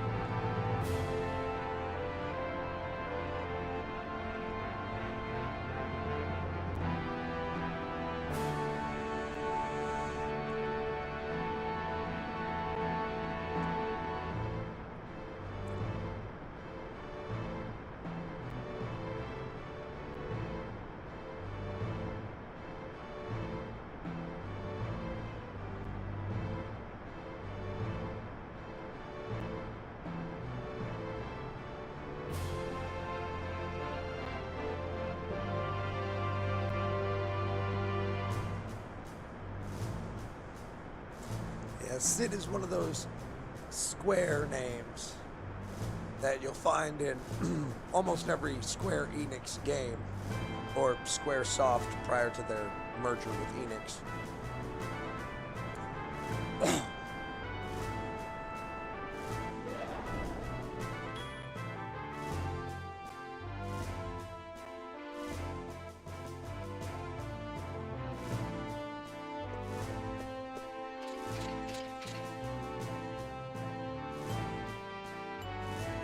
I just realized that Squaresoft's merger with Enix was like, I think it was either right after or right before Final Fantasy VII. Because for sure they were still Squaresoft when they made Final Fantasy VI. for sure. Or at least when they made Final Fantasy V. Because I know there was Squaresoft on that one, which was American Final Fantasy III. Because American Final Fantasy II was Final Fantasy IV. And then the last two Super Nintendo Final Fantasy games were Final Fantasy... Well, the ones that weren't released here in America were 5 or 6. I can't remember which one. I think 3 is 5 here in America, and 2 is 4. So it's 4 or 5, and then we never got 6 here in America. We never got an actual release of 6 here in America until the PlayStation released the anthology, which was 4, 5, and 6, completely remade for the PlayStation with full motion videos and everything to do the visuals, to give you an idea of what everything was really supposed to look like in a three-dimensional idea, or a three-dimensional scape. That also came with Chrono Trigger. I actually have those on here as well. So I might play those later too, because I've never played 6. I mean, I think I've played part of 6 because it's got that job skill system where each person in your party can be any of the jobs that you've learned, and like can switch between them while not in combat.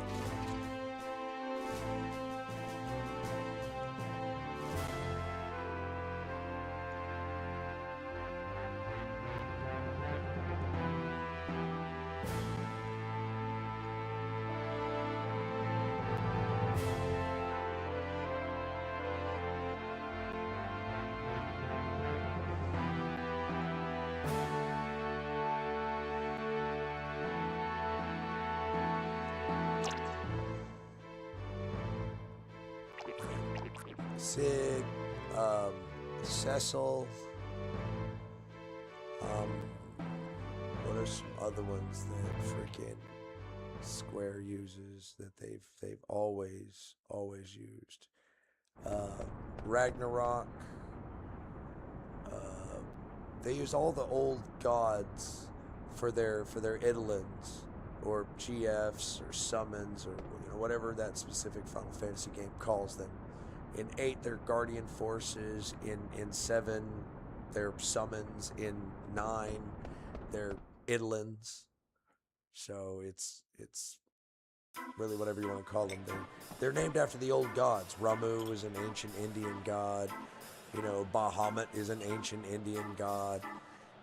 Shiva is an ancient Indian god. I'm seeing a pattern develop here. Odin is an ancient Norse god.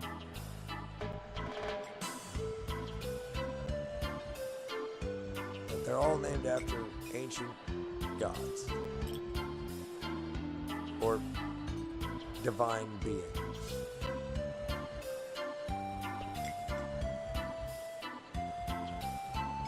And a lot of their names are reused over and over. They use some new ones and some different ones, like Ifrit, who I don't think Ifrit is Indian. I think Ifrit's Cambodian. I could be wrong about that. But like Shiva and Ifrit are almost always in every Final Fantasy game. The lightning elemental they change, like how in this one it's Ramu, but in 8 it's Quetzalcoatl, and I think in 7 it was Ramu as well. And then in 10 the lightning, I don't even remember what the lightning elemental was in 10.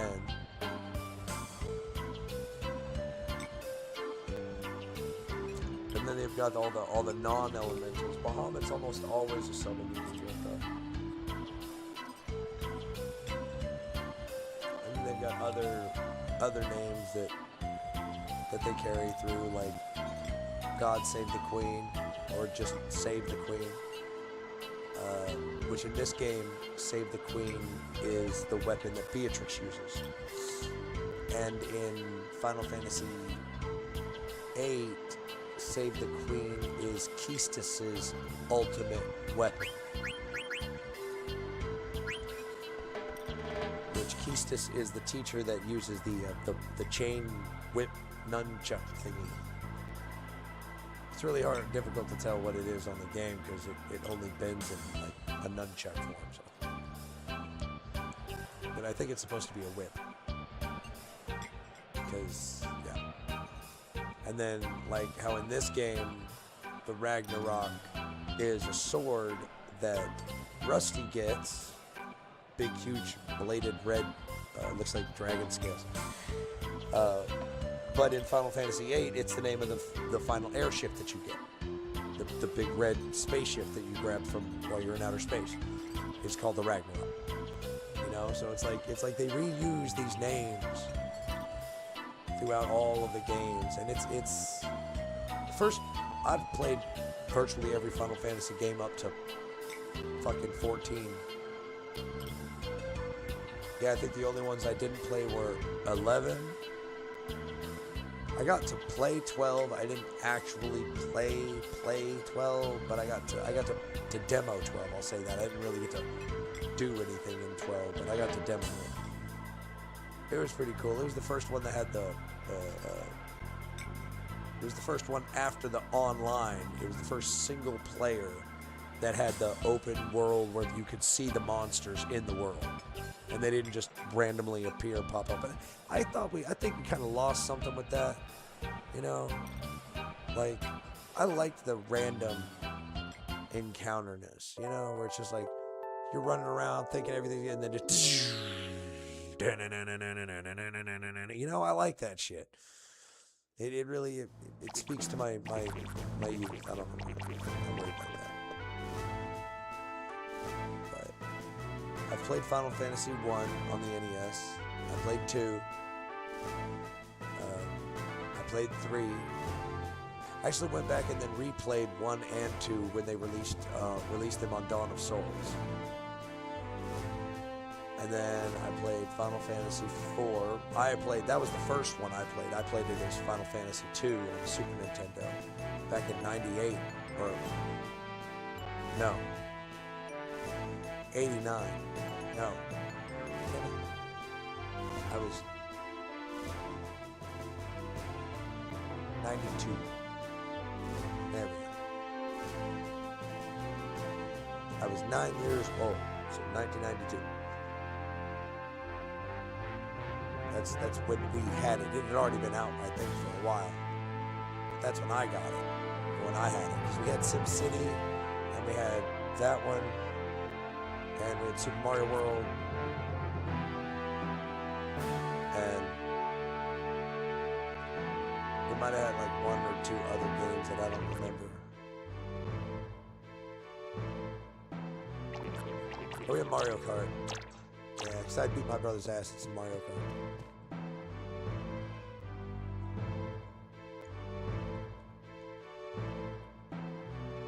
One of the funniest things in inside joke history for me was in the Iron Man 2 movie, where Tony Stark turns to the DJ and he goes, "Hey DJ, give me a fat beat to beat my buddy's ass to." I have said those words about my brother while whooping his ass at a video game.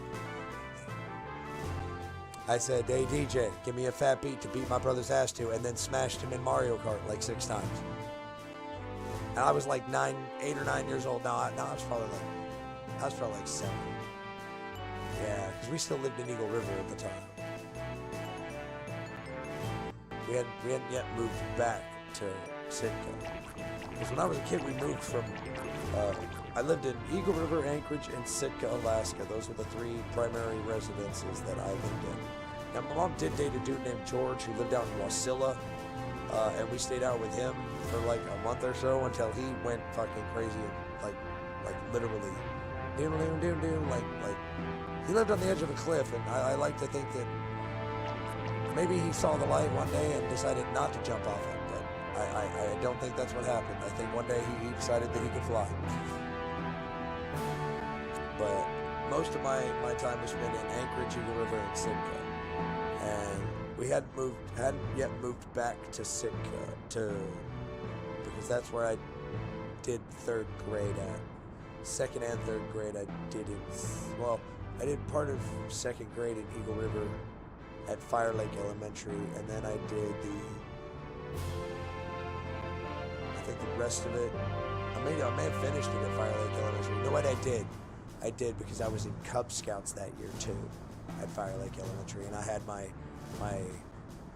graduation-ish ceremony to go from my 1st level to my 2nd level of Cub Scouts, which Cub Scouts it's like a bear, a wolf, an eagle, and then a kingfisher, I think is what it is. It's basically the same thing as the Boy Scouts, but and then I was later in the Boy Scouts, so I love that shit. Never made it to Eagle Scout, but I never saw any point. Yeah.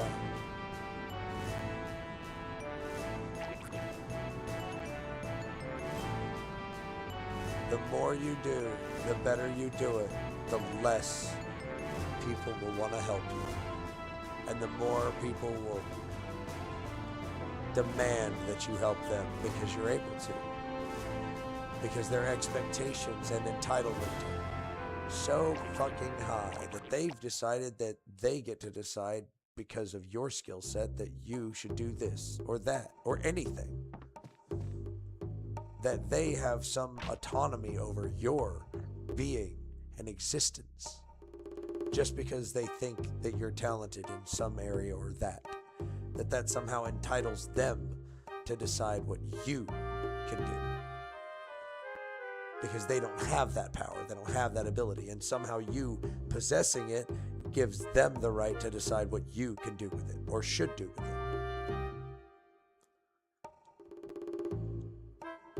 It's the most annoying thing I ever experienced in life, and I learned that lesson very, very, very early on. And you know, the saddest part is, I learned it because I had a growth spurt. And I was like, shit, I don't know, fucking 10, 11. Oh, good night. It would have been, like 11-ish. I went from being a normal size. I was never really a normal sized kid. I mean, I was always a little bit bigger than everybody. But, like, when I was 11 or 12, my mom bought me a brand new pair of shoes. I might have been a little bit older than that. I might have been like 13, 14, but I went from being a regular sized kid like everybody else, because I wasn't much bigger than everybody else. I was, about the same size as everybody else. It wasn't anything special. My mom had bought me a brand new pair of Nike sneakers, brand new. I loved those things. They were so cherry. That was at the beginning of September, because in Washington, school started like late August, early September. And my feet grew so fast that my toes blew out the front of my Nikes. Like literally tore through the leather, ripped out. Like this happened in class.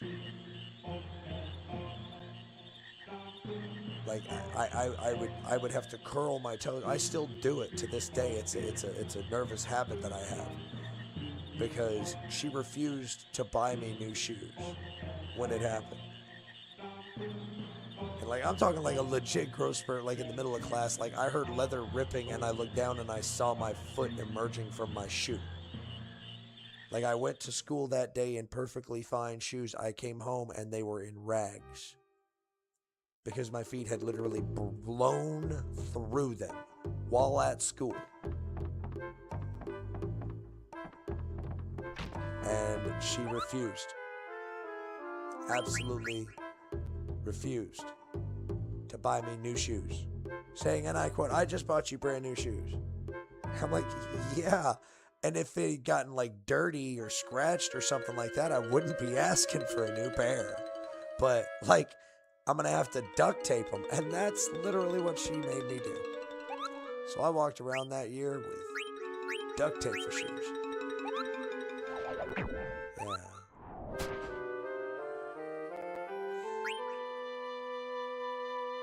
Those shoes only cost like $60 too. I mean, back in the 90s, $60 shoes was like $120 shoes now. Maybe even, $200 shoes now. Very, very different world back in the 90s.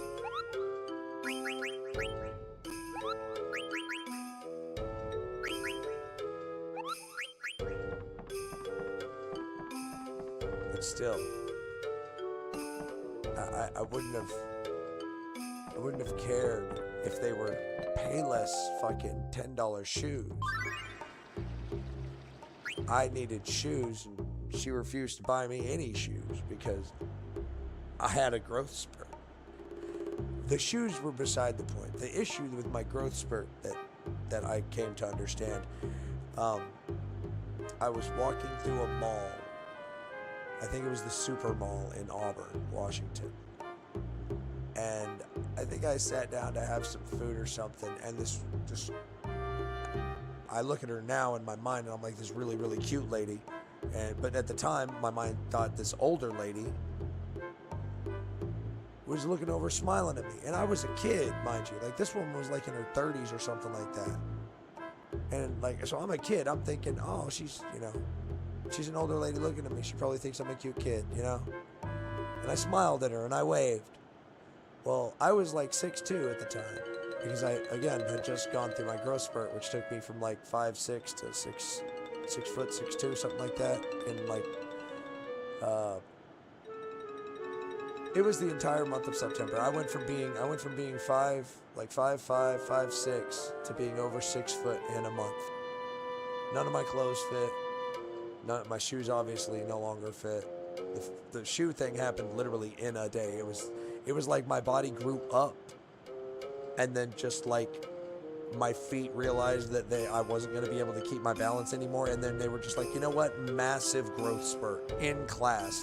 I could literally hear the leather of my shoes ripping. That's how fast my feet were growing, and it hurt. It was painful.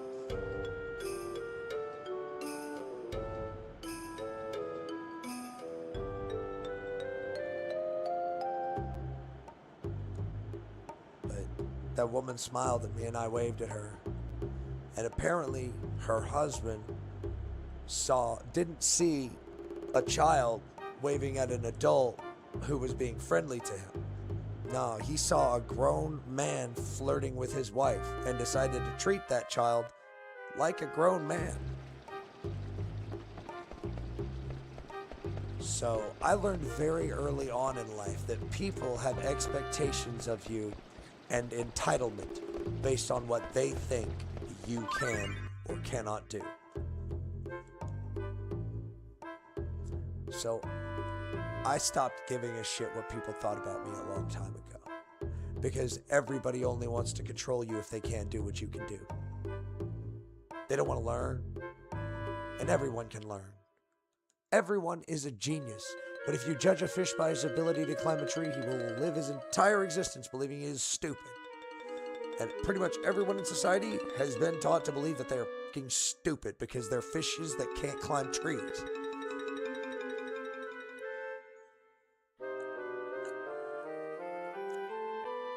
And these oligarch nonsense billionaires have convinced them that they just need to work harder to achieve what they cheated to get.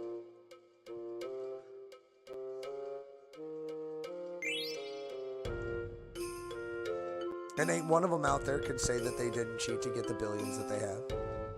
Not one of them. You cannot become a 9-figure asset person without crushing someone who didn't deserve it, without stepping on a little guy, without undercutting, without backstabbing. It's not possible. Even Elon Musk, the great trillionaire of the world, had to lie, cheat, and steal to get where he's at. Like, he literally forced the makers of Tesla to put him as like a founding fucking member. Or it was SpaceX. One of the two. Because he used PayPal, which was not even invented by him. It was invented by his roommate. But he like had money, so he like financed it or something. I don't know. It doesn't matter to me. He stole everything he had and then bought or lied and cheat and stole to get everything else that he had. He bought Twitter not because he wanted a platform for free speech. He didn't pay double what Twitter was worth so that he could have a platform for free speech. He paid that much for Twitter so he could have his own little social playground where he could control the thoughts and feelings of the unwashed masses. I don't want to ride the train. I actually want to go to the synthesis shop and make the ogre. Zidane needs new toys. I think it's back here.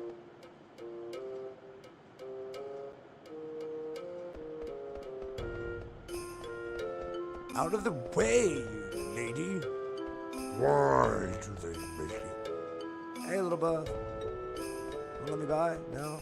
Hey, he's not back here. What's up? Cool. It's in the church. Oh, look at this stuff. There's people, things. Nothing important. Wait. What's up here? Climb. Slide. Yes. Who knows what joyous things I can make at the synth shop now.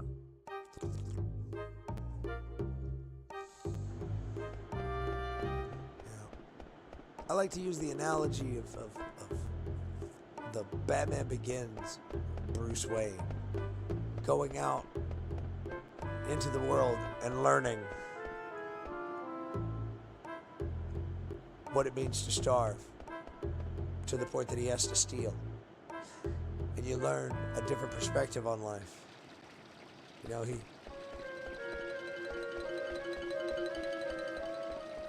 said the first time that he stole so that he wouldn't starve, he lost a lot of the preconceived notions he had about what it meant to be free. I know he didn't say it that way, but that's the truth. He learned that he knew nothing. Yeah. I need one wrist and one steepled hat.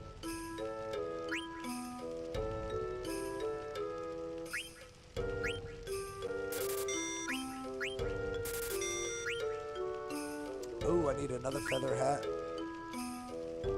And a glass armlet. Where the hell am I going to get a glass armlet from? Maybe there's one in the item shop.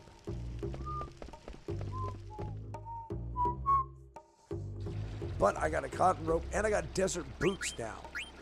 Those will allow me to, what do they teach? Protect and scan. Nice. And they teach him Flea Gill, which, I don't know. And they give more magic and spirit and stuff. So I'll put those on my girlies.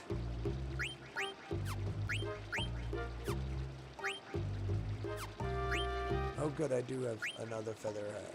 And another steepled hat. Another steepled hat. So once he's learned Bright Eyes and Ad status, and then I can give him that so he can learn Soul Blade.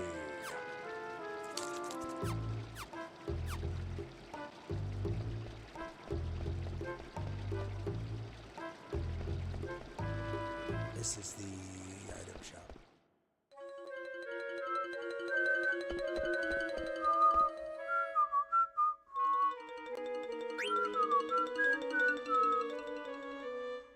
Oh. Might want to buy some. Oh, maybe not that. Good God, I should make that much soft. I don't want to be that soft. Get it?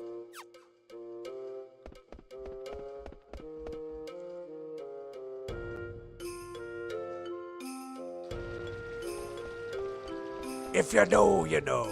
Arr.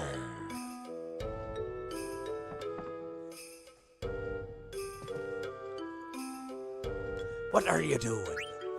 Well, what are you doing? No, what are you doing? Well, what are you doing? Ah, Oh, there's a glass armlet right there. And it looks like it's best for all three of them. So I'm going to want one, two. I could probably find one or something. I don't care. I'm going to end up using... If I do find one, I'm going to end up using it to make something else. I have 3 of those equipped. I'm about to have 3 of those equipped. I haven't got... Why the hell do they keep selling me these trash weapons?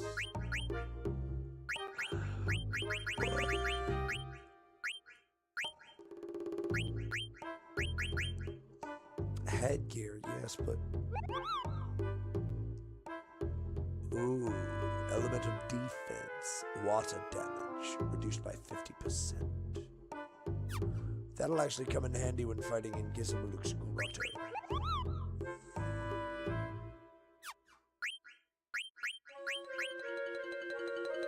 Don't I have a linen cuirass?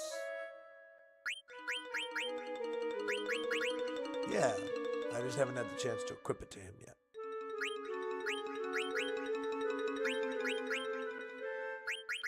I have 1 steepled hat in stock. I'll buy one. Alright. Let's go.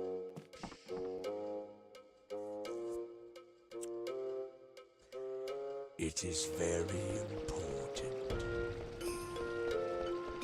that I now go out on the plains and become the baddest motherfucker in the valley.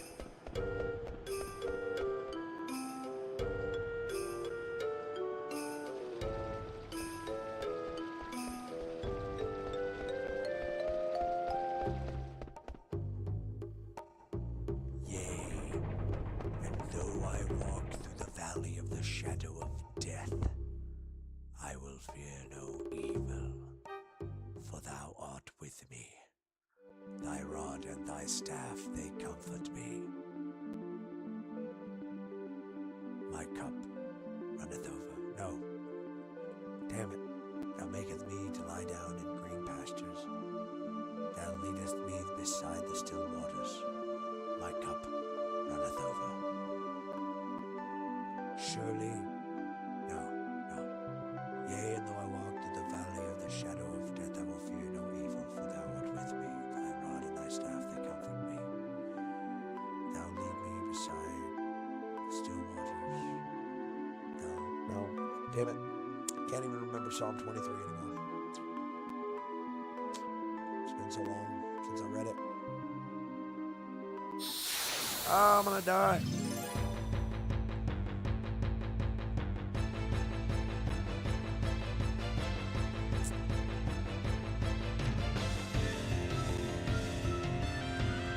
Oh, look, I got a bag here. That's how badass I am. Die.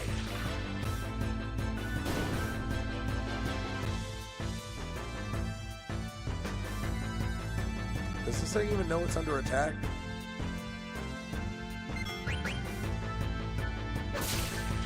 I'm not aware that those spiders were even aware that they were under attack.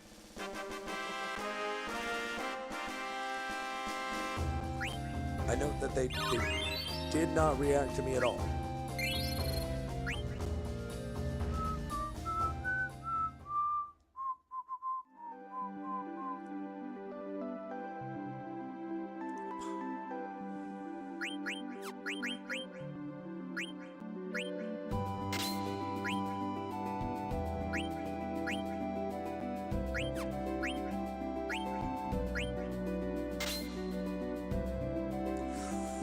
Is that steel gill?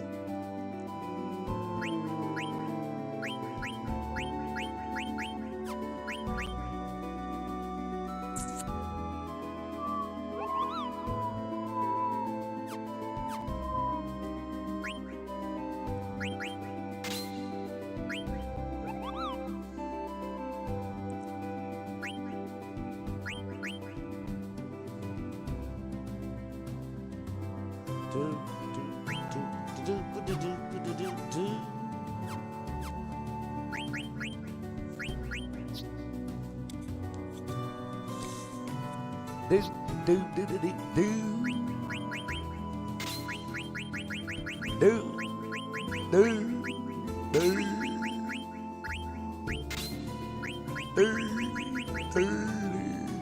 do do do. Thirsty birdie birdie, birthday birdie feasty birdie Haiti, she birdie. She birdie Haiti.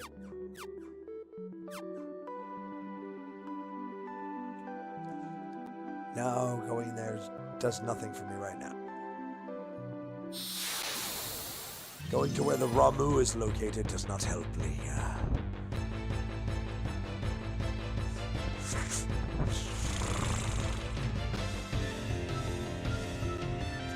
Oh, look, a little dragon. What is that? Is that a gaw? It's got weird buggy eyes. Oh, it's an axe beak. I want to steal from it. He's slowing me down. That's not cool. Oh, he's got high potions.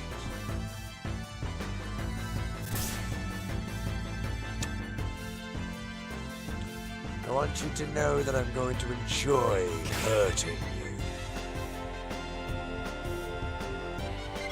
And pretty soon, you're going to enjoy dying. Well, maybe not enjoy. Did you just put me to sleep? Oh no. This could be very bad.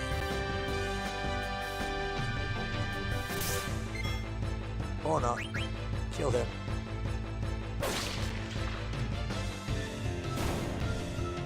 Now you and I are going to have a conversation that you're not going to like very much.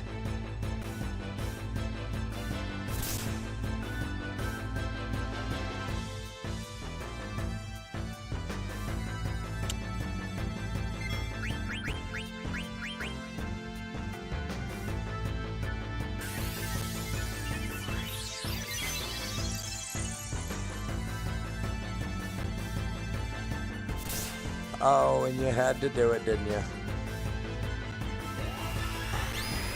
Please, allow me to apologize.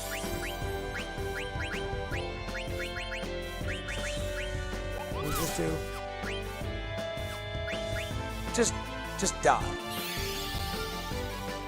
Just die.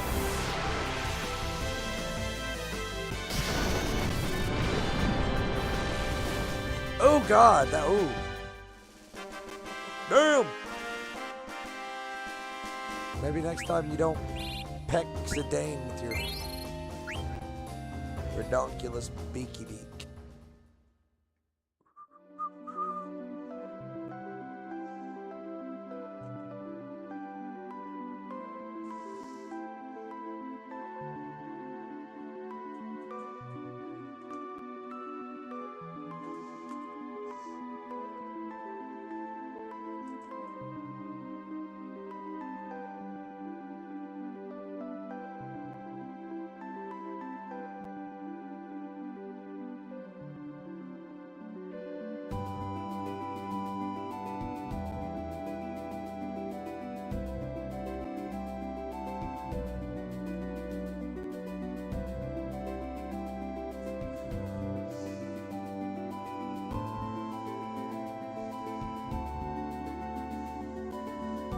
Okay, so I'm at 2 hours and some change.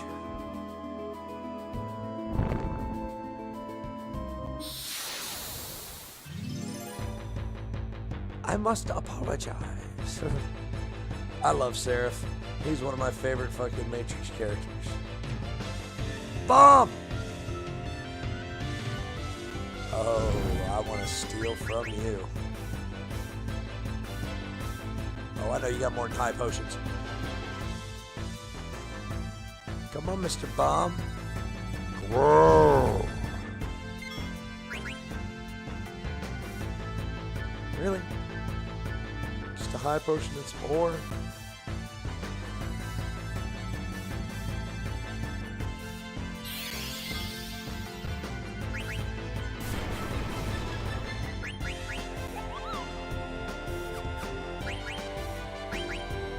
Just Die! he's still standing.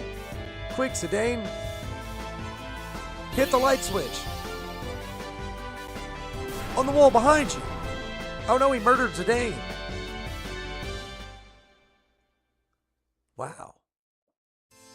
How did that happen? See, this is why I should pay attention more often. Because I kind of let myself get off there.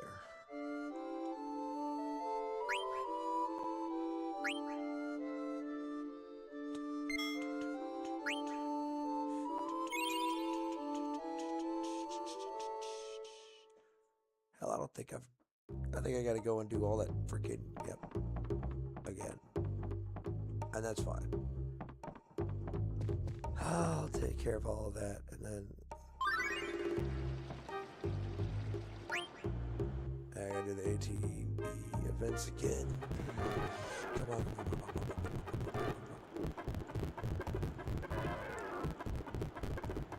Blah, blah, blah.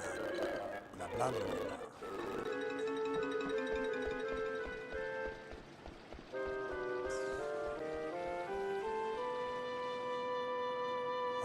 So this time I'm going to hit them up in the order of the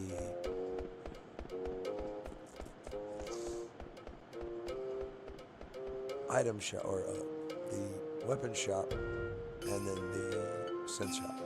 So that way I can have the glass armor to make the other stuff. The watching teacher.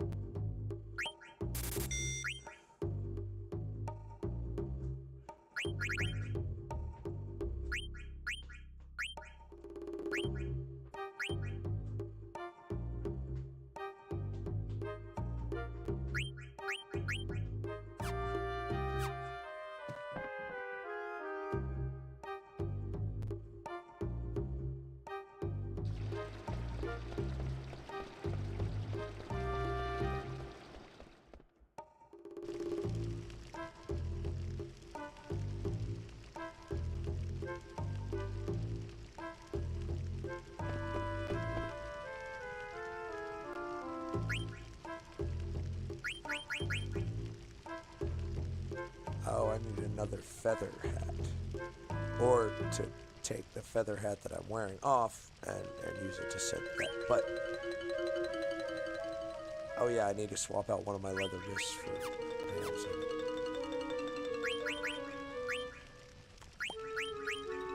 See, he's got this feather hat, and then, I mean, ooh, he can learn Undead Killer from the headgear. That will probably come in handy.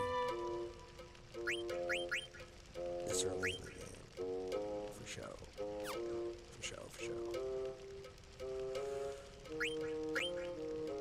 Glass armor right there.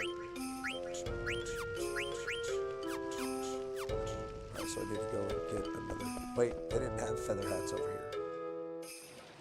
They only had steepled hats and headgear, I believe. Could be wrong, it's happened before.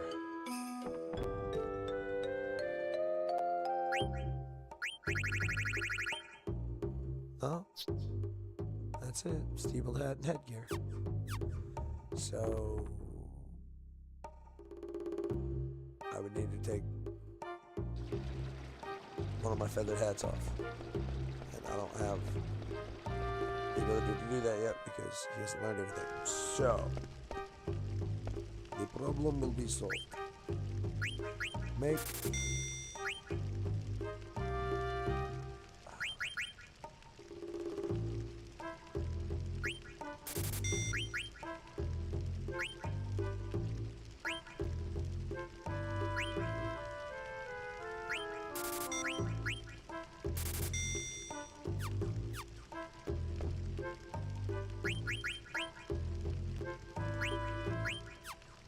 oh, still got a couple more to learn Bandit.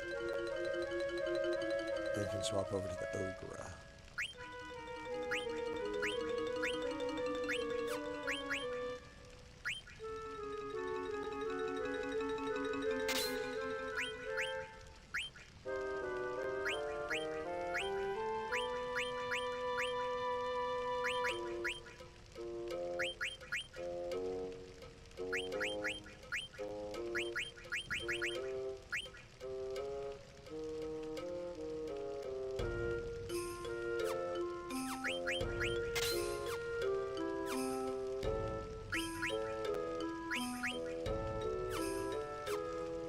we go.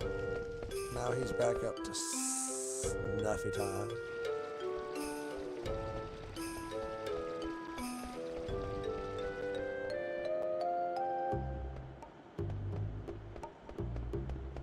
Go back over here to the church, grab this other leather plate.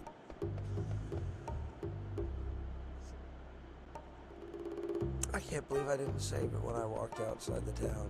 Normally I do that. Normally the moment that I hit Atmo, I'm saving it. It's old shock troop reference. Not specifically ODST, but for sure old school Space Marine shock troops.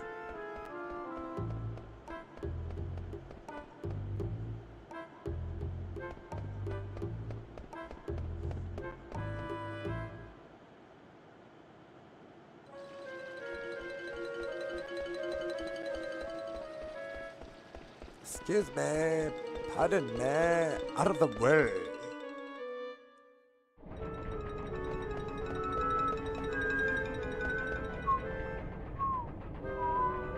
Oh, that reminds me. I actually want to go down before I save it. I want to go down to the bottom of the mountain. Because I got to go down there and I got to do all the, shit, how do I get down there? I got to take the central elevator thingy from, damn it. Forgot about this.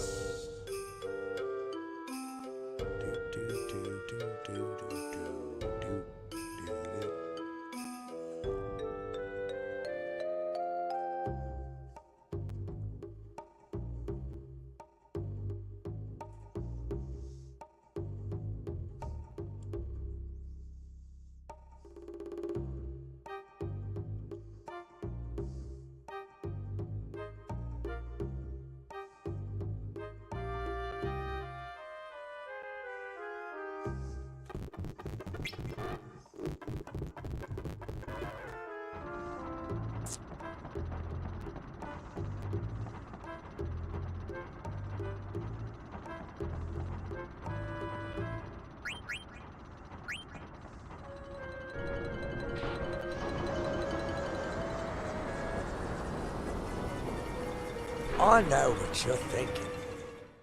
You're thinking, if that rocket launcher was a suppository, would that bad man stick it up my ass? No, I know what you're thinking.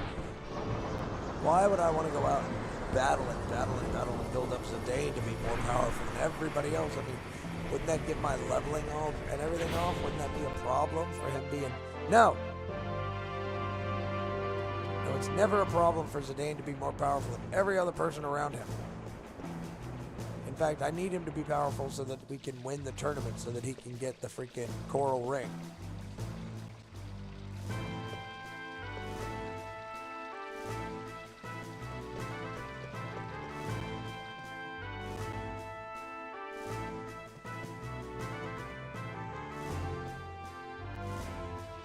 But I'm supposed to be able to use the lift to go down. Like I'm supposed to be...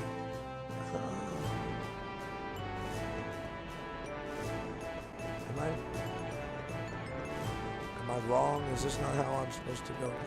I could have swore I take the elevator down. Oh wait. I may be too early for that.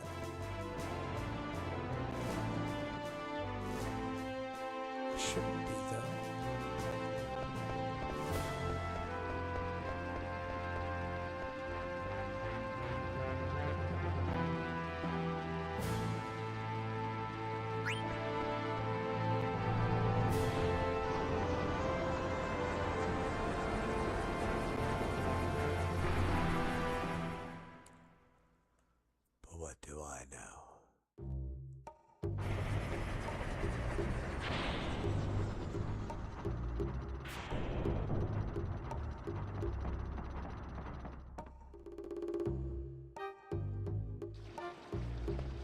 Alright. Cause this...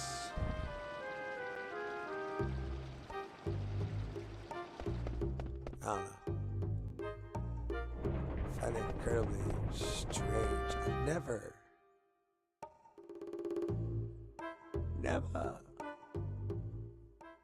Why, I never.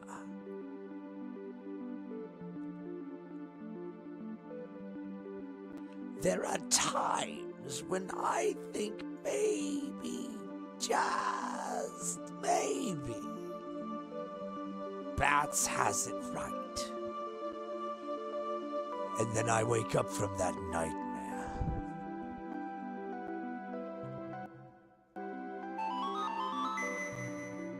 Koopa.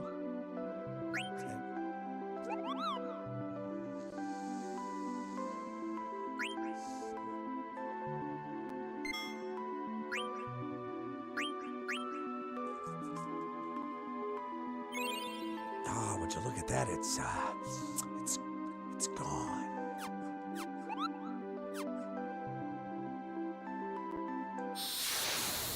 You know, I rather liked Heath Ledger's version of me. It was quite entertaining to see a more subdued sort of psychosis, you know? It's always nice to see subtlety.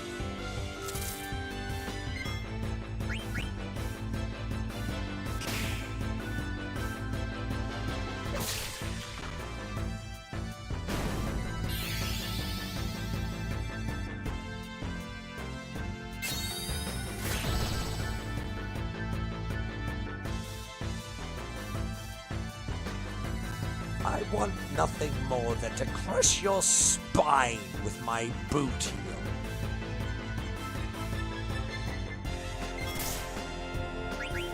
Just die.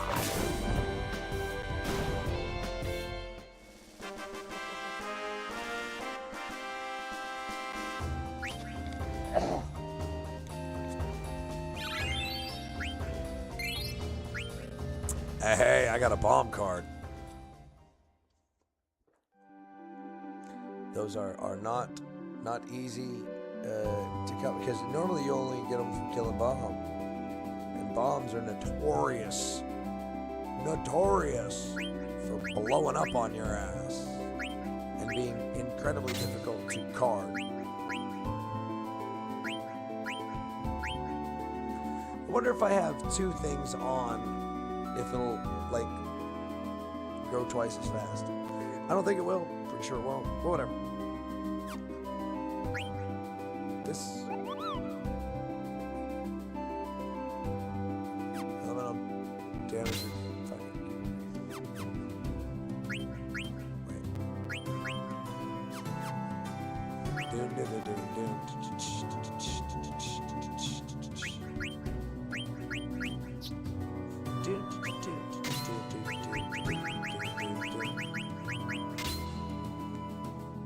I guess I don't need Protect Girls on.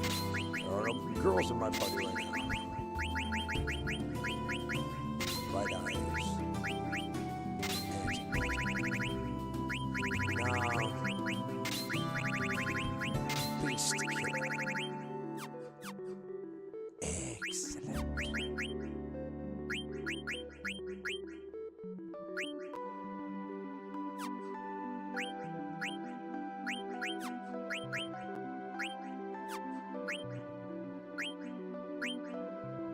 There it is.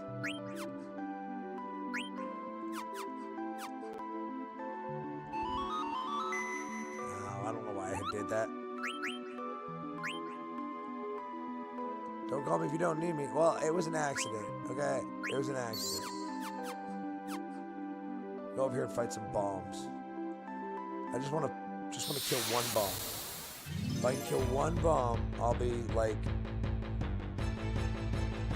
happy or something.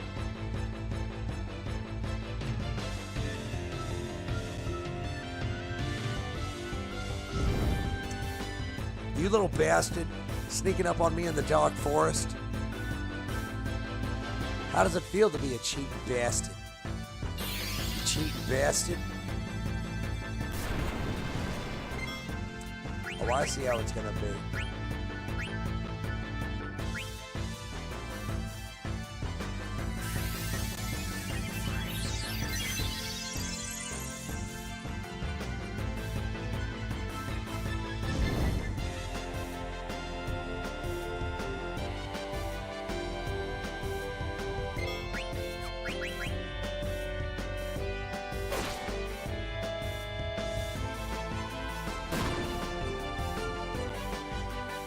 You weak, pathetic fool. I've come for your soul.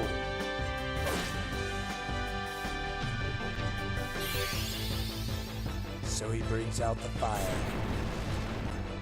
Won't you warm yourself by my fire?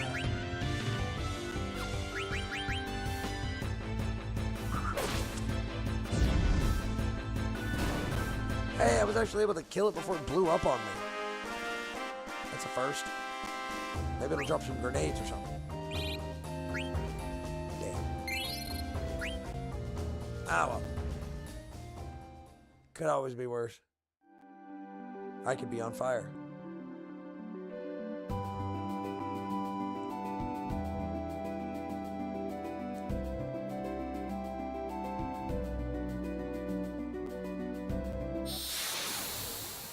No, Daddy. No, I don't want to die. Take me out of the woods. Please, no, don't let me go. The bugs, Daddy. They're crawling all over me. And the fire is alive.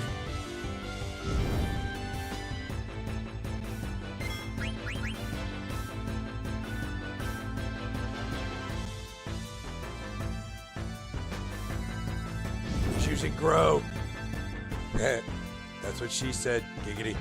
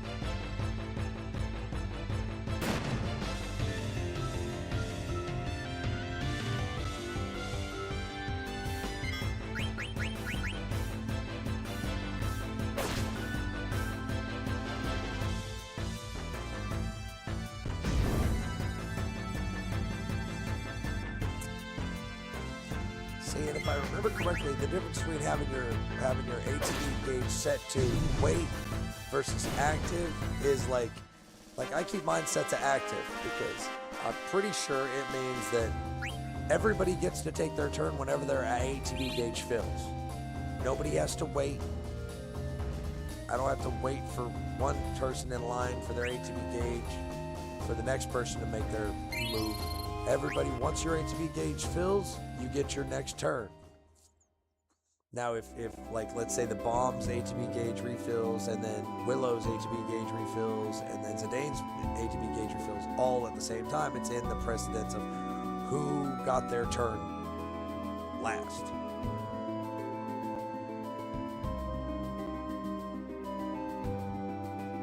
It is possible to take 2 turns before the enemy can take 1 if your character's fast enough. But it's also vice versa. There are enemies in this game that are so fast, they will get off 2 turns if you just sit there and look like an idiot. Wait around to not doing it. Oh my god, that's 2 bombs.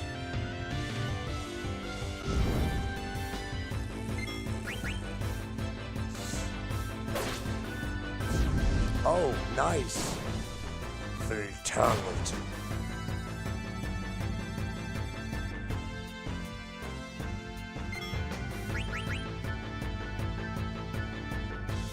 Shitty ore.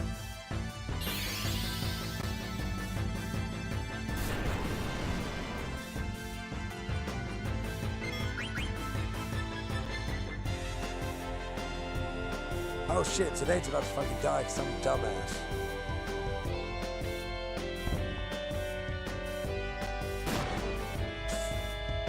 completely forgot to fucking heal his ass because I'm stupid. That's alright. I was gonna take a break anyway.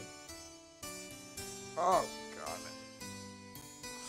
It's been like 3 freaking hours. I gotta take a break to eat something. Oh. Well, 2 hours and like 58 minutes and some change or some shit. All right.